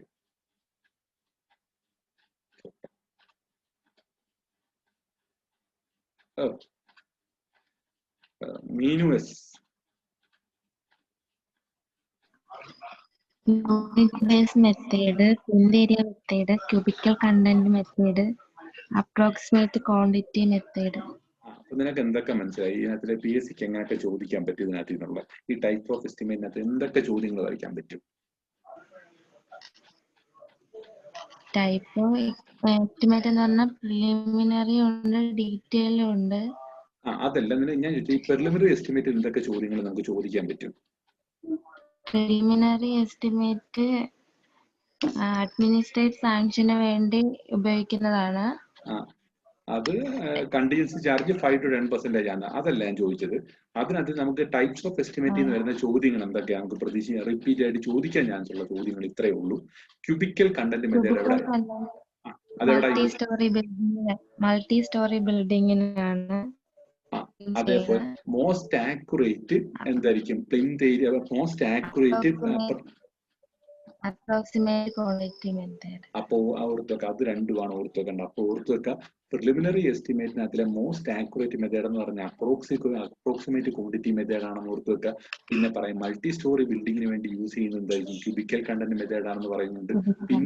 പിന്നെ PSC ചോദിച്ചിട്ടുണ്ട് preliminary plinth area into height, അത് ഏത് എസ്റ്റിമേറ്റ് ആണെന്ന് ചോദിച്ചിട്ടുണ്ട്. അതാണ് ക്യൂബിക്കൽ കണ്ടന്റ്. ഇത്രയും കാര്യങ്ങളാണ് ഓർത്തുവെക്കേണ്ടത്. അതേപോലെ ഡീറ്റെയിൽഡ് എസ്റ്റിമേറ്റിനെ കുറിച്ച് എബിൻ ഒന്ന് പറഞ്ഞാൽ, എബിൻ ജോൺസൺ ഒന്ന് പറഞ്ഞ എന്തൊക്കെയാണ് ഓർത്തുവെക്കാൻ ഡീറ്റെയിൽഡ് എസ്റ്റിമേറ്റിനെ കുറിച്ച്? എസ്റ്റിമേറ്റ് മോസ്റ്റ് ആക്യുറേറ്റ് മെത്തേഡാണ്. പിന്നെ ആ ഫസ്റ്റ് മെഷർമെന്റ് ഫോമിൽ നിന്ന് നമുക്ക് ക്വാണ്ടിറ്റിയും കണ്ടുപിടിക്കാം. അവസാനം അബ്സ്ട്രാക്ട് ഓഫ് ദ എസ്റ്റിമേറ്റ് നമുക്ക് റേറ്റും കണ്ടുപിടിക്കാൻ പറ്റും. ഡീറ്റെയിൽഡ് എസ്റ്റിമേറ്റ് എവിടെയാണ് യൂസ് ചെയ്യുന്നത്? പിന്നെ അത് ടെക്നിക്കൽ ഫംഗ്ഷൻ വേണ്ടി. അതിന്റെ കണ്ടിജൻസി ചാർജ് എത്ര ആയിരുന്നു? 3 to 5. 3 to 5. അപ്പൊ ഞാൻ ചോദിക്കുന്ന ചോദ്യം ഇത്രേ ഉള്ളൂ. ഈ കണ്ടിജൻസി എന്താണെന്ന് മുമ്പ് ഒരാളെ മെസ്സേജ് അയച്ചു. ഈ കണ്ടിജൻസി ചാർജ് എന്ന് പറഞ്ഞാൽ ഇപ്പൊ ഞാൻ സിമ്പിൾ ആയിട്ട് പറയുക. ഇപ്പൊ നമ്മൾ ഈ ലിജു ചേട്ടൻ പഞ്ചായത്തിലാണ്. ഈ ലിജു ചേട്ടനെ വിളിച്ചോണ്ട് ലിജു ചേട്ടൻ ഇപ്പൊ അളക്കാൻ പോകും. അപ്പൊ ലിജു ചേട്ടൻ ഇപ്പൊ അളക്കാൻ എന്തെങ്കിലും ഒരു വർക്ക് അളക്കാൻ പോകും. ഈ വർക്ക് അളക്കാൻ പോകും പുള്ളിക്കാരൻ അങ്ങോട്ട് ഇറങ്ങാൻ നേരത്ത് അവിടുത്തെ വീട്ടിലെ ഓണർ വന്നിട്ട് കയ്യിൽ ഒരു സാധനം പിടിപ്പിക്കും. അപ്പം ഈ ഒരു സാധനം പിടിപ്പിക്കുമ്പോൾ പുള്ളിക്കാരൻ സന്തോഷമാകും. പുള്ളിക്കാരൻ എല്ലാം കറക്റ്റ് ആക്കി ചെയ്ത് കൊടുത്തിട്ട് പുള്ളി തിരിച്ച് വീട്ടിൽ പോകും. അപ്പൊ ലിജു ചേട്ടൻ വീട്ടിലോട്ട് പോകും. അപ്പൊ ഓർത്തുവെക്കെ ഈ കൊടുക്കുന്ന അവിടെ നിൽക്കുന്ന ഒരു കോൺട്രാക്ടർ ആണെന്ന് വിളിക്കട്ടെ, ഇയാൾ ഇത് ഏത് കണക്കി കൊടുക്കാൻ പറ്റും? പഞ്ചായത്തിൽ നിന്ന് വന്ന ലിജു ചേട്ടന് കൈക്കൂലി കൊടുത്ത പകരയിൽ 2000 ഇങ്ങനെ കൊടുക്കാൻ പറ്റുമോ? ഒന്നും പറ്റത്തില്ല. അപ്പൊ അതേപോലെ എന്ത് ചെയ്യും? അതേപോലെ ഓരോ പെട്ടെന്ന് അപ്പൊ സൈറ്റിൽ പെട്ടെന്ന് വെള്ളം നിറഞ്ഞപ്പോൾ ഒരു പമ്പ് എടുത്ത് വെച്ചിട്ട് ഈ സൈറ്റിലെ ഈ ഫൗണ്ടേഷൻ സമയത്ത് ഒരുപാട് വെള്ളം കിടന്നു, അതെല്ലാം അടിച്ചു കളഞ്ഞു. അത് ഡീസൽ മേടിച്ചതിന് 100. അപ്പൊ നമ്മളാണെങ്കിൽ എത്രയും 500 കയറ്റി എഴുതും. ഡീസൽ മേടിച്ചതിന് ഇത് കൊണ്ടുവന്ന വാടക എത്ര? മോട്ടറിന്റെ വാടക 500, വണ്ടിയുടെ വാടക 1000, അത് മൊത്തം കൂടെ അവന് 2500 രൂപ ഒപ്പിച്ചു വെക്കും. അപ്പൊ ഇങ്ങനെ ഉണ്ടാക്കിയെടുക്കുന്ന പരിപാടി. അപ്പൊ ഇതൊക്കെ നമുക്ക് എന്ത് ചെയ്യും? നമുക്ക് പെട്ടെന്ന് വരുന്ന എസ്റ്റിമേറ്റ് ആണെന്ന് ഓർത്തു വെക്കുക. അപ്പൊ അങ്ങനെ പെട്ടെന്ന് വരുന്ന എക്സ്പെൻഡിച്ചർ. അപ്പൊ അതിനെല്ലാം വിളിക്കുന്ന പേരാണ് എന്തോ ചോദിക്കുന്നത്? അതിനെ വിളിക്കുന്ന പേരാണ് കണ്ടിജൻസി ചാർജ് എന്ന് പറയുന്നത്. അപ്പൊ അതിനെക്കുറിച്ച് നമുക്ക് ഡീറ്റെയിൽ ആയിട്ട് പഠിക്കാം. ഇപ്പം കറക്റ്റ് ആയില്ലേ ചേട്ടാ? കണ്ടിജൻസി ചാർജ് എന്താണ്? ശരി ചേട്ടാ. അപ്പം ശരി എന്നാ, ഗുഡ് നൈറ്റ് കേട്ടോ.